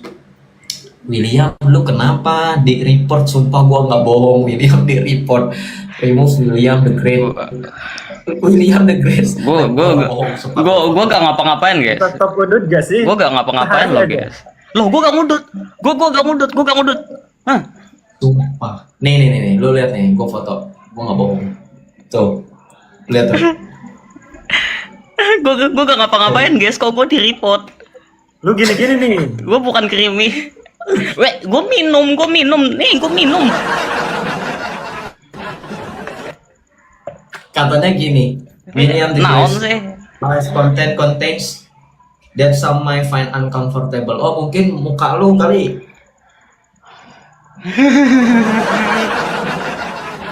Tapi masa uncomfortable lu abis ngapain emang? Kenapa membuat orang tidak nyaman anjir? Gak tahu, gue habis melet-melet doang dikit cok. Astaga, Nggak bercanda. Gue pantesan. habis melet-melet dikit. Oke, Lanjut. Gue mau naikin bentar. Tuh yang report si Nile tuh, yang report si ateis. Teman-teman lu sendiri gak nyaman katanya. waduh. Gue serba salah perasaan. Gue buka live sendiri kena suspend. Apa sih salah gue guys? Oke, gue pengen ada sedikit sih. Tapi sorry gue tambahin Back dikit. Kalau to- misalkan mengarah ke non-resistant, non-belief itu gimana menurut lu kok? Iya. Tadi tentang free relationship gitu. Menurut gue itu yang paling menarik untuk dibahas ya, daripada yang tadi itu bilang tentang soul making theodicy dan juga skeptical theism. Tapi kayak yang gue tangkap dari Yosef itu sendiri, well di Katolik gitu kan, justru Tuhan itu sudah gitu menyediakan kayak hubungan yang tidak satu arah gitu kan, yang tidak satu arah. Justru dia dalam doktrin Katolisisme itu sendiri bilang gitu, si Tuhan itu menginginkan untuk menyelamatkan semuanya gitu kan, ingin menyelamatkan semua manusia gitu. Nah masalahnya di sini tuh menurut gua masih ada logical priority gitu loh. Kayak misalkan untuk kita nih sebagai yang non-resistant non-belief, untuk percaya memang Tuhan itu menginginkan kita semua selamat, well kita harus percaya dulu kayak si Tuhannya itu eksis dulu gitu. Misalkan bilang aku tuh kayak gini, aku bilang ke Ariana Grande, Ariana Grande aku ingin menikahimu dan menyelamatkan kamu dari dunia modern ini gitu, aku ingin membuat kamu bahagia gitu. Untuk Ariana Grande percaya bahwa gua itu pengen menyelamatkan dia, Ariana Grande itu harus tahu gua tuh eksis dulu gitu. Nah, so tetap ada logical priority di sini tuh, kayak yang terbalik gitu kan. Jadi kalau gue pengen percaya Tuhan itu menyelamatkan kita semua, gue harus percaya dulu, well ada emang being seperti itu, ada entitas Tuhan yang emang ingin menyelamatkan kita semua. So ya itu sih.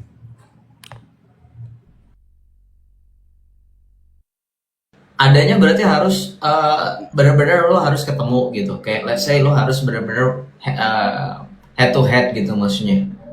No juga sih, kayak gue nggak kayak head to head seperti itu. Kalau gue kan emang nggak percaya Tuhan tuh bukan karena nggak bisa lihat Tuhan ya, but misalkan Tuhan bisa saja gitu.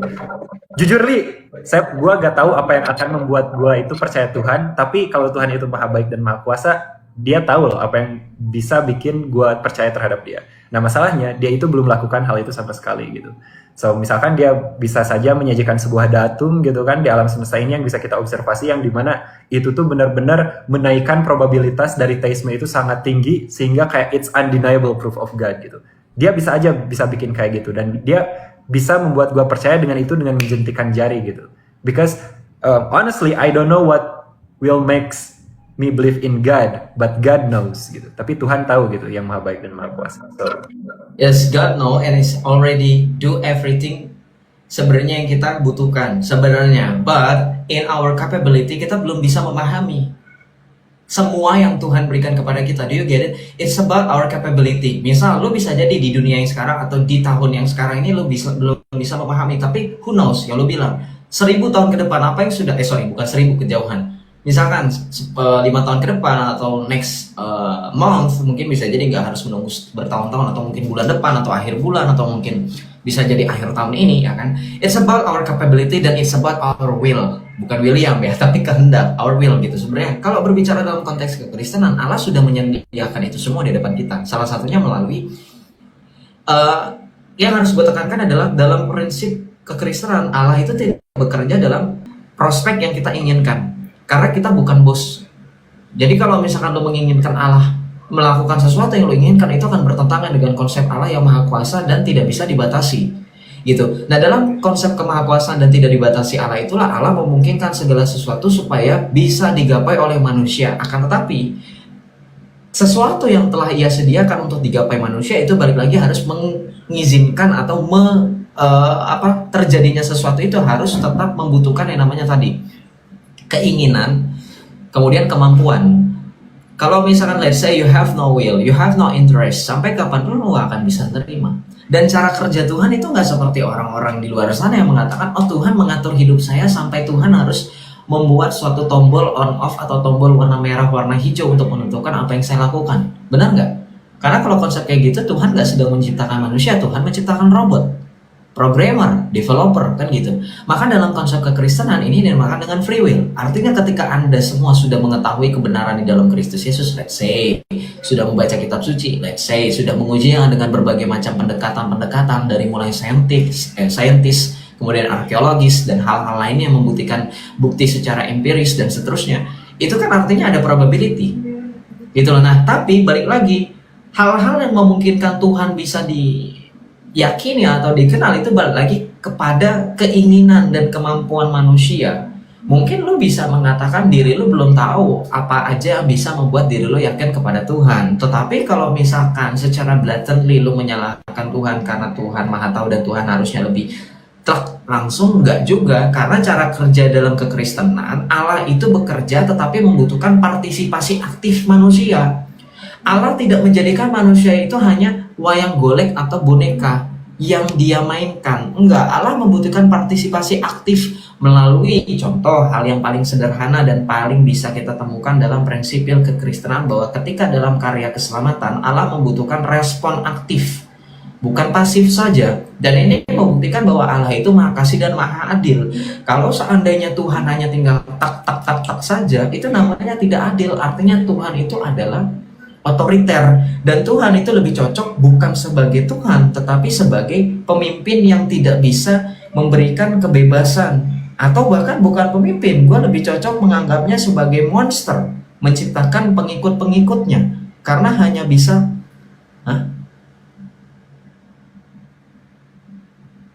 Jangan naik. Itu Bu Yuni mau naik. Gak usah.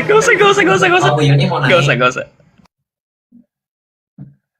Bu Yuni mau naik, kita dengarkan Bu Yuni gitu, teman-teman tetap layar.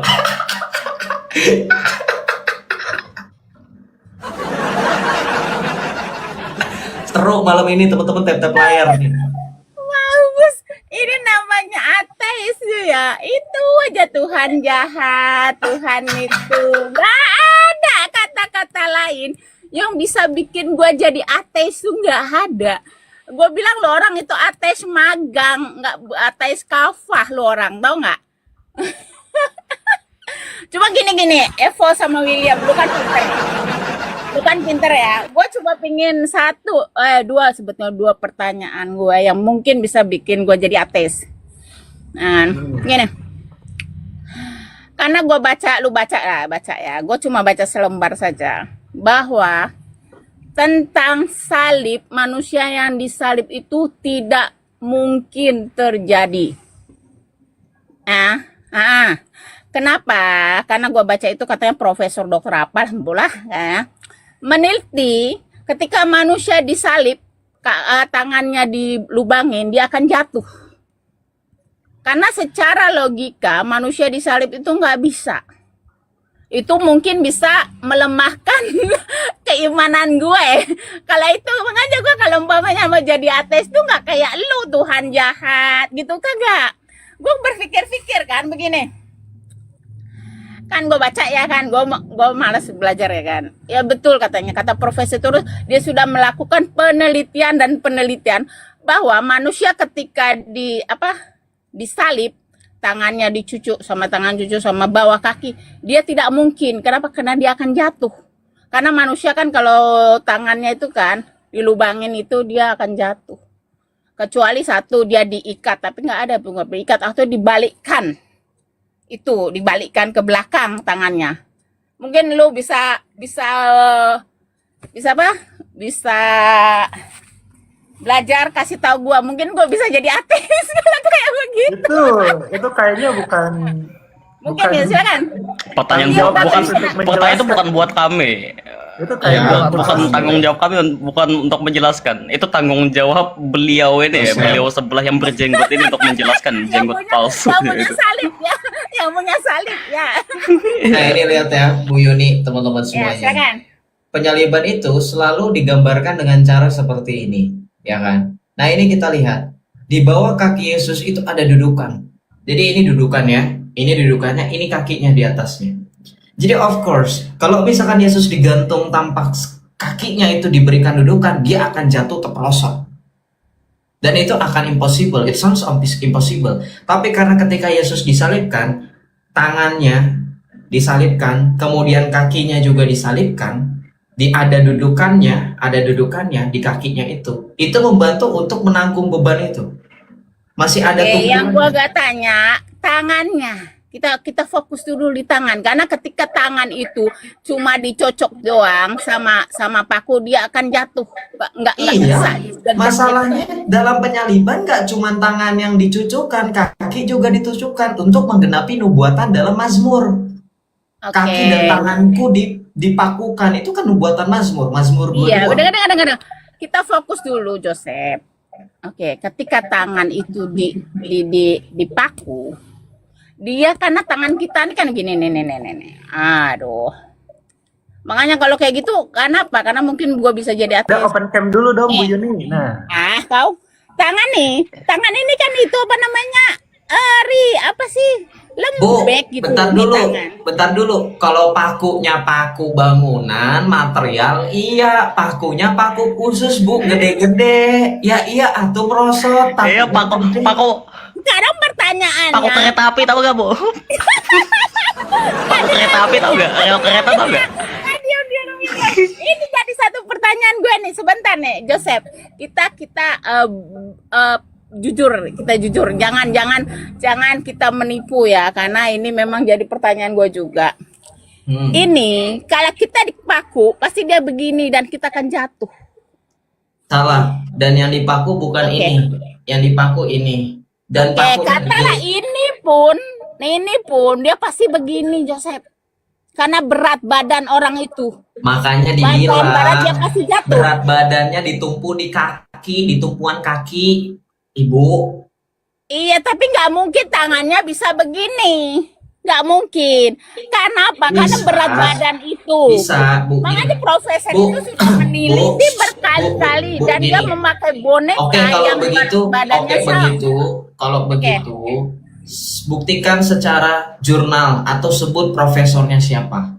Oke, makanya gue suruh si Ate sini nih yang nyanyi. Gue males, gue kagak belajar kayak gitu-gituan. Gue cuma mengatakan gue membaca. Dan memang masuk Gini, di akal. gini, Bu Yuni. Kenapa? Karena itu tidak mungkin tentang penyaliban itu. Kalau Gini. tidak ditopang atau diikat. Itu. Gini, Bu silakan, Yuni, Yuni. bentar. Mungkin gue bisa Bentar, jadi ateis. sebelum aku Boy. ngomong aku pengen nggak. Kalau nggak gini, Will, sorry, Bu, kalau nggak gini, gimana kalau kita bertiga di sini, kita volunteer jadi cosplay Allahu tentara Akbar. Romawi. Kita jadi tentara Romawi, ibu yang kita salibkan, buktikan merosot apa enggak. Adalah profesor itu dengan penelitian dia. Makanya gue waktu itu nggak spesifik. Kita kasih William dulu, William. Gue jadi Pontius Pilatus ya, tapi sabar gue ngadep tembok dulu. Ini gini, kalau kamu mengklaim itu beban pertanggungjawaban itu di kamu. Karena kalau di dalam hukum itu ada namanya actori incumbit probatio atau actorionus probandi. Jadi kalau kamu mengklaim bahwa saya itu tidak logis, penyalipan itu tidak logis karena mungkin kalau tangan kamu dipaku dengan paku rel kereta api itu lu bakal jatuh gitu. Tapi tadi kan Bu Yuni sempat membawa sebuah klaim sintetik di mana ada profesor yang sekiranya mengatakan tidak logis gitu. Nah, makanya si Joseph menuntut di mana kalau Bu Yuni bukan ada profesor yang mengatakan penyalipan itu tidak logis, maka siapa nama profesornya gitu Bu Yuni. Baca sendiri, gedein William tuh. Lu ngomong apa William? Gua kagak ngerti. Gimana lu ulang-ulang dari awal Udah. William? Gini Bu Yuni, bentar kalau ngadep tembok lagi ya.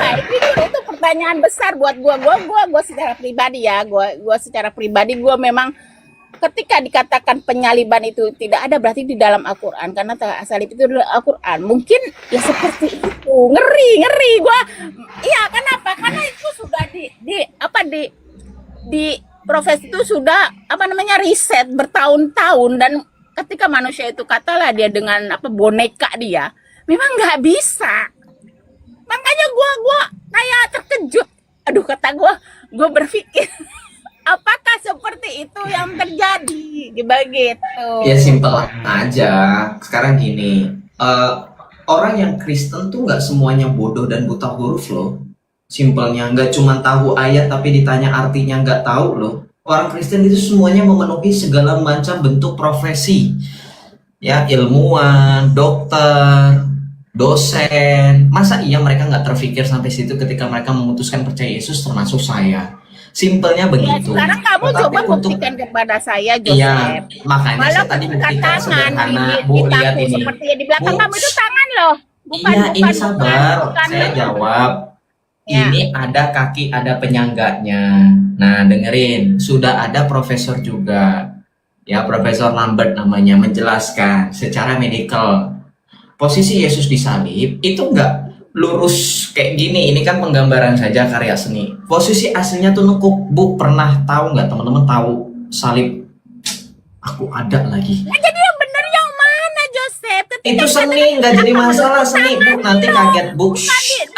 Bu, saya turunin loh. 1, 2, saya turunin loh, kok berisik. Kan udah dibilang seni. Nih, Bu, Ibu Iya. nanti bertanya masalah gambar seni ini, penyaliban kayak gini, Bu. Yesusnya malah nggak ada kesakitan sama sekali. Ini karya seni, saya sudah bilang, ini karya seni. Ini lagi nih, ya, ini karya seni. Fokus dulu dengan substansinya, perhatikan. Jadi Iya, kalau mau ibu.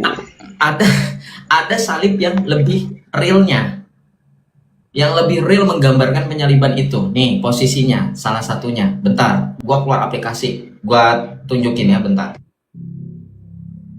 Selagi Suaranya Joseph keluar aplikasi, kalau ibu masih menolak, kepada saya. kalau Gini, bentar, ibu, Beliau.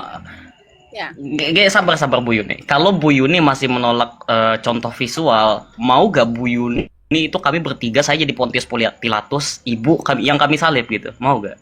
Iya Mau jadi silakan contoh kalau aja. benar bisa seperti itu karena memang tidak bisa karena profesor itu sudah melakukan penelitian itu yang mengguncang iman saya. Kalau umpamanya kalian tetap keke, ya oke karena proses itu sudah dengan apa namanya dengan boneka dengan berapa kilo itu memang tidak mungkin itu terjadi seperti itu. Kenapa? Karena tangan kita ketika dilobangin dia pasti nurun walaupun kakinya udah dijejak. Itu loh, itu pertanyaan saya loh. Kalau kalian itu buktikan kepada saya gitu loh. Karena memang nggak mungkin kita ke tangan kita kan ini lembut, ya kan? Lu mau pakai paku kereta api kah atau paku cuma 1 senti kah? Nggak bisa, kecuali tangan itu diletakkan di belakang kayu itu memang itu tidak ada atau diikat. Nah, tangan itu diikat baru dipaku, dia nggak akan jatuh. Itu loh. Makanya gue itu kalau belajar cuma sedikit doang, malas gue belajar. Takutnya gue jadi murtad kayak lu, jadi ateis, gue kan bahaya. Iya, ini yang disebut sebagai logika. Ini yang disebut sebagai logika sederhana Aristotel, guys. Nah, nanti ada lagi satu pertanyaan lagi, Dodo. Kadang-kadang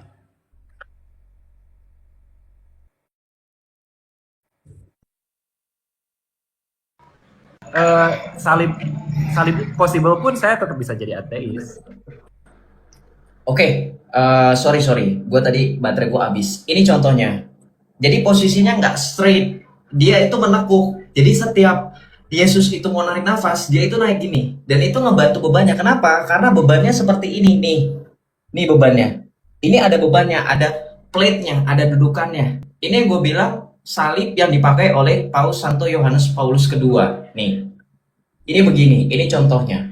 Nah, itu sebab sebenarnya On the Physical Death of Jesus Christ itu salah satu jurnalnya itu dijelaskan, Bu. Dan di situ satu jurnal itu nggak ada satupun yang mengatakan bahwa it is impossible. Justru mereka membahas dari sisi medisnya. Makanya saya bilang mana yang mustahil itu seperti apa. Yesus itu disalib masalahnya saksinya banyak. Makanya gini tadi gue sempat. ada orang yang beli. Lanjut. Ada orang beli. Ya, contoh nggak ada kok, banyak. Mau banyak deh, Pak. Kenapa gue bilang jangan, gue bilang jangan. Ini kutukan berjalan orang ini kutukan. Bentar. Maksud gua bukannya tiba-tiba karena gua begitu bisa jadi ateis, bukan Evo. Maksud gua gitu. Kalau cuma pertanyaan lo, cuma Tuhan itu jahat, bagi gua nggak itu. Kenapa? Karena gua masih Islam, ya kan? Masih Islam ketika ada tertulis dalam Al-Quran gua tertulis ada salib. Tapi ketika gua belajar, walaupun lu keluarin itu gambar yang tadi itu mustahil juga. Kenapa? Karena tangan kita ini lembut, Joseph. Tangan lembut ketika dipakai. Saya punya tulang. Kalau ibu tangannya nggak bertulang kali. Saya ada tulang. Tulang itu sekuat apa tulang itu?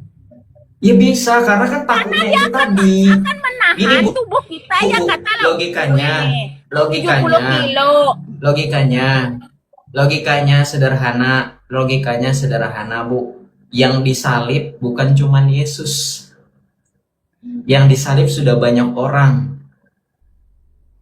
Iya, sekarang Hukuman katanya salib itu bukan hukuman untuk Yesus saja. Sekarang logikanya begini, kalau seandainya hukuman salib itu nggak memungkinkan dan mustahil, kenapa Ibu bisa jelaskan Romawi memakai itu sebagai hukuman yang paling menyakitkan?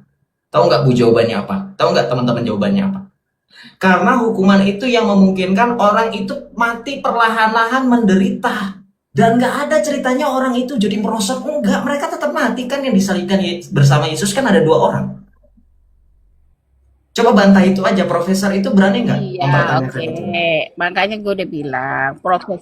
Bu Yuni, Aduh, belum selesai lo, Epo. kalau misalkan Nanti gue cari lagi datanya. Gue ya, memang kalau udah cari misalkan data, tapi gua salib pusing. itu tidak mungkin gitu, disalib itu tidak mungkin, tapi membelah bulan mungkin gak itu? Aduh, naik ke nanti langit dulu ketujuh, lah, Epo. naik Sabar. menaiki unicorn ke langit ketujuh itu gimana Bu? Dasar kau bilda bodoh kau, Epo. Kau buka kau malah aja. Bentar, sabar, gantian. Maksud gue itu ya, ketika salib itu, walaupun apa namanya, katalah ada tulang kan, tulang itu dicucuk apa kayak gimana, dia namanya disalib itu pasti dia akan nggak bisa begini gini. Aduh, Tuhan, gini. Nih, tangan kita nih disalib nih pakai paku. Dia begini loh, pasti dia lari pasti jatuh. Ini pasti nih tulang kita dia pasti gini gitu loh. Karena menampung apa berat kita 60 kilo atau 70 kilo. Kayak kita gini loh. Kecuali ini Ya kalau teori itu aja bisa, Ibu udah buktiin sendiri belum? Masanya profesor itu sudah membuktikan. Ya kalau belum ada profesornya saya nggak bisa Nanti percaya. cari, gue lupa screenshotnya. Profesor siapa yang sudah Gini, membuktikan kalau itu, teori doang, ini kan bisa meleset, ini bisa. Ya teori doang saya juga bisa. Udah buktiin belum? Kalau kita kan, kalau saya kan Udah setiap dia posisi buktikan dengan penelitian. dibuktikan. Iya, dengan penelitian meneliti toh, Seharusnya kalau ada Joseph. penelitian berarti bakal ada basis eksperimentalnya dong Bu. Coba sebutin Nah. basis eksperimentalnya apa, nama penelitiannya apa gitu. Makanya gue Eksperimen lupa itu. screenshotnya, gue lupa screenshotnya. Makanya gue gini, gue sabar. Gue ngomong sama gue tuh sabar. Masalahnya gue ini kan orangnya cuma, gue bilang ngeliat sepintas. Makanya gue suruh lu belajar kayak gitu. Mungkin ada bukunya ya kan. Karena gue itu orangnya nggak baca buku. Tapi nggak apa-apa, nanti gue cari lagi data-datanya yang lebih konkret ya tentang bahwa profesor itu membantah tentang adanya penyaliban dengan teori memang manusia tidak bisa disalib seperti itu aja. Kenapa? Karena walaupun kata tulang apapun dia akan lari gitu loh, memang nggak akan bisa menampung beban berat itu. Itu kan ditumpuk oleh 3 titik. 3 titik itu kanan, tangan kanan, kiri, kaki, dan tumpuan plate-nya nyender. Dan posisinya kayak yang tadi gini. Ibu Tadi kan udah kalau dijelasin. ya Ibu kalau malas belajar terus pengen verifikasi dari kami, sekali lagi saya tawarin praktek langsung, mau gak? Saya jadi Pontius Pilatus, siap. Iya, saya, Evo, Ivan, siapapun di sini Apakah volunteer. selalu aja gue salib William, apakah selalu aja gue salib, gue pakein kayu salib kayak begitu, gue cobain, gue ketok dulu lu punya tangan kan, atau dua tangan. jangan. Nggak bisa, Jangan, gua pasti kemarin- nggak bisa, gue punya pikiran nggak bisa. Ada juga gua jadi Pontius Pilatus. Nanti gua kasih option, siapakah yang harus kubebaskan? Yuni yang disebut bidadari atau William yang Terus Bu Yuni bilang, kau tidak memiliki kuasa apapun atas aku.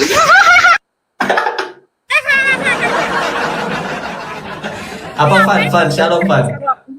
Ya udah lanjut deh, gue turun ya, bye bye. Ih, jangan, ada Ivan tuh, dia mah kabur kayak gitu. Jangan turun dulu Bu Yuni, aku baru naik. Yo, assalamualaikum Bu Yuni.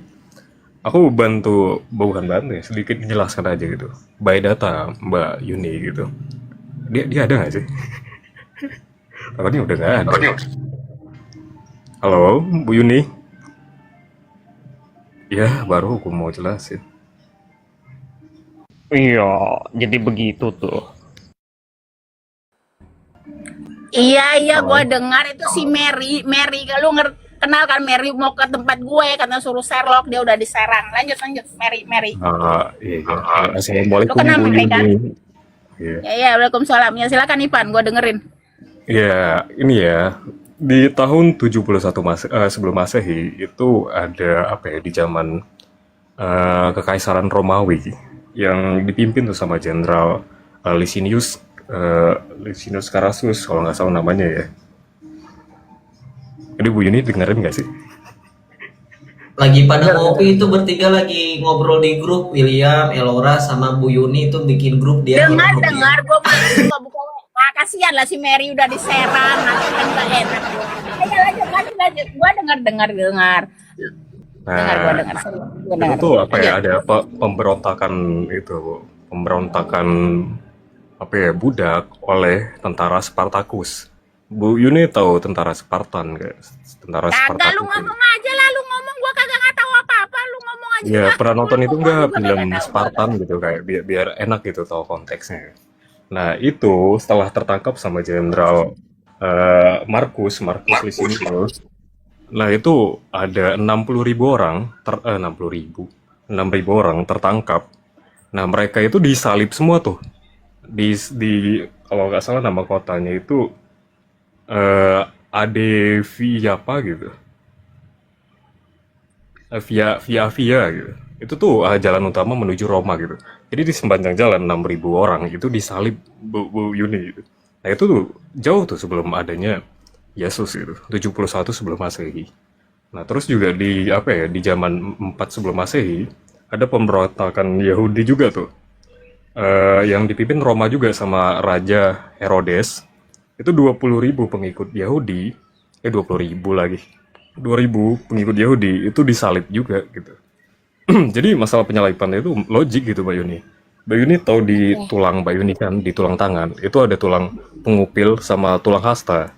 Nah di tengah-tengahnya itu kosong Bu Yuni. Coba Bu Yuni pegang tangannya, di tengah-tengahnya itu kosong. Dan jika di sana itu ditancapin paku, ada kemungkinan bisa tembus.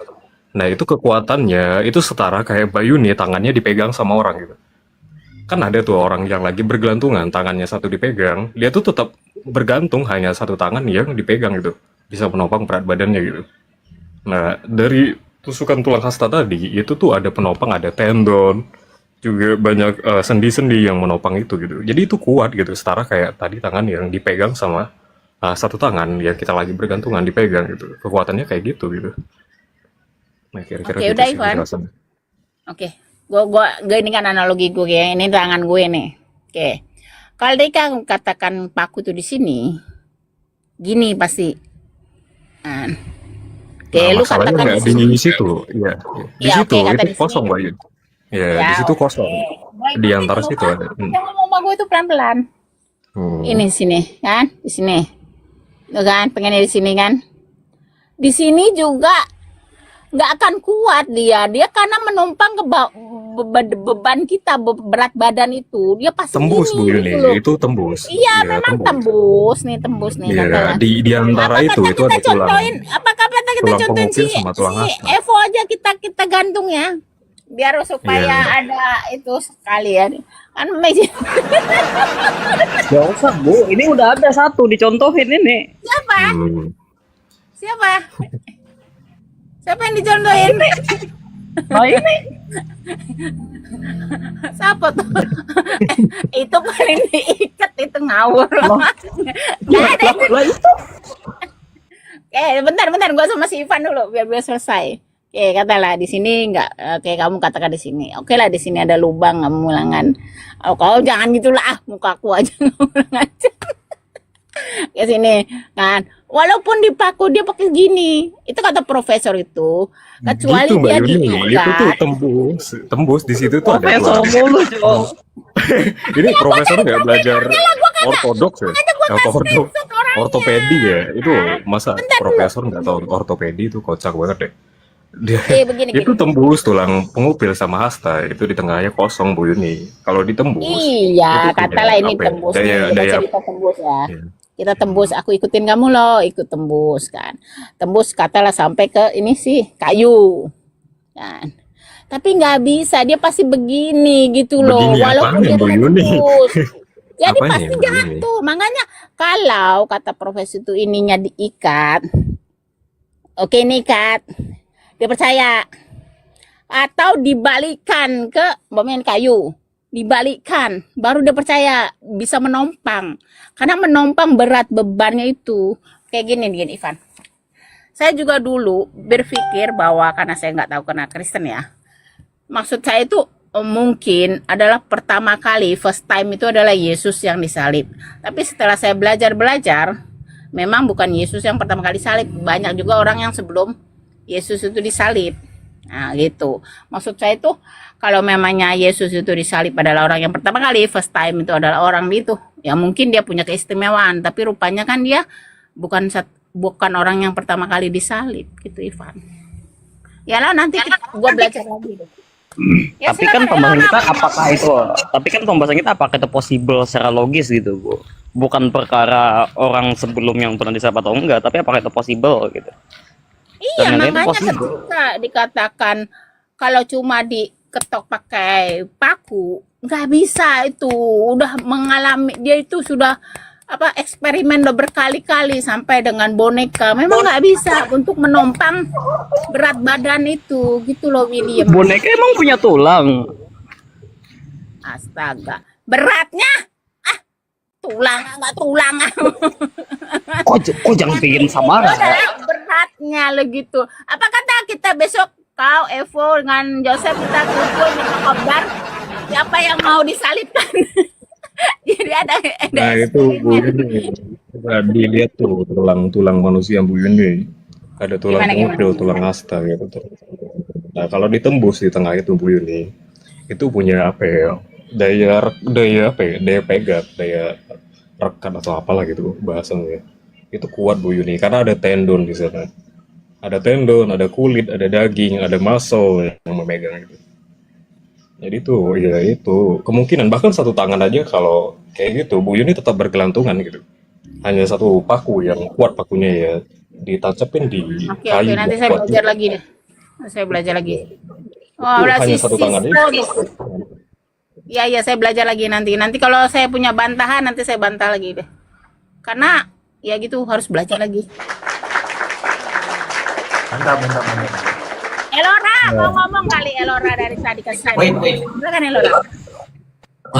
Elora mau ngomong. Ya. Bentar. Nah, jadi kan kalau profesor itu bilang itu tidak mungkin. Nah, waktu kita lihat buktinya, coba sebutkan satu orang yang pernah disalib dalam kekaisaran Romawi yang dia itu jatuh gitu, gagal seperti yang profesor itu bilang. Tidak ada buktinya. Tidak ada satu, itu kan yang disalibkan bukan cuma satu doang kan, kata Bang Joseph benar tadi. Itu yang disalib itu ribuan. Jadi semua yang disalib itu tidak pernah satupun dia jatuh atau tiba-tiba lepas tangannya, pakunya. Jadi apakah yang Ibu percaya sama profesor itu percaya, itu sama sekali tidak ada bukti itu terjadi. Jadi kalau Ibu mau menyangkal itu Ibu harus kasih satu contoh nama orang yang jatuh waktu disalib, yang pakunya tidak bisa menahan orang itu. Coba kasih satu namanya siapa? Harus ada buktinya dong. Oke, boleh saya tanggapin. Gini loh Elora. Dia itu kan udah ribuan tahun yang lalu. Itu ada sebuah cerita kan. Mamanya katalah tidak seperti semodern sekarang, ada video, ada foto kan seperti itulah kan. Cerita dan cerita. Apakah cerita dulu itu bisa kita pegang? Maksud aku gini ya.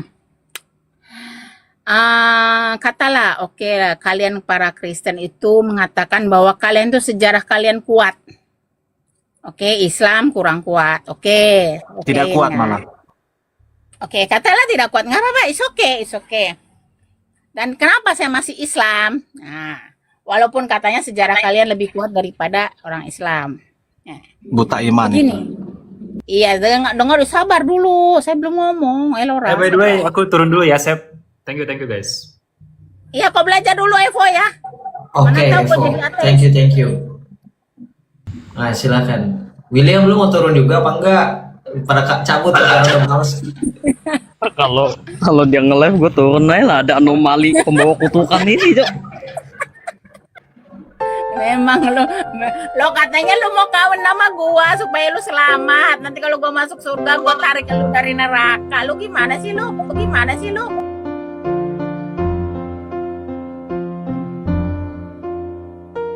you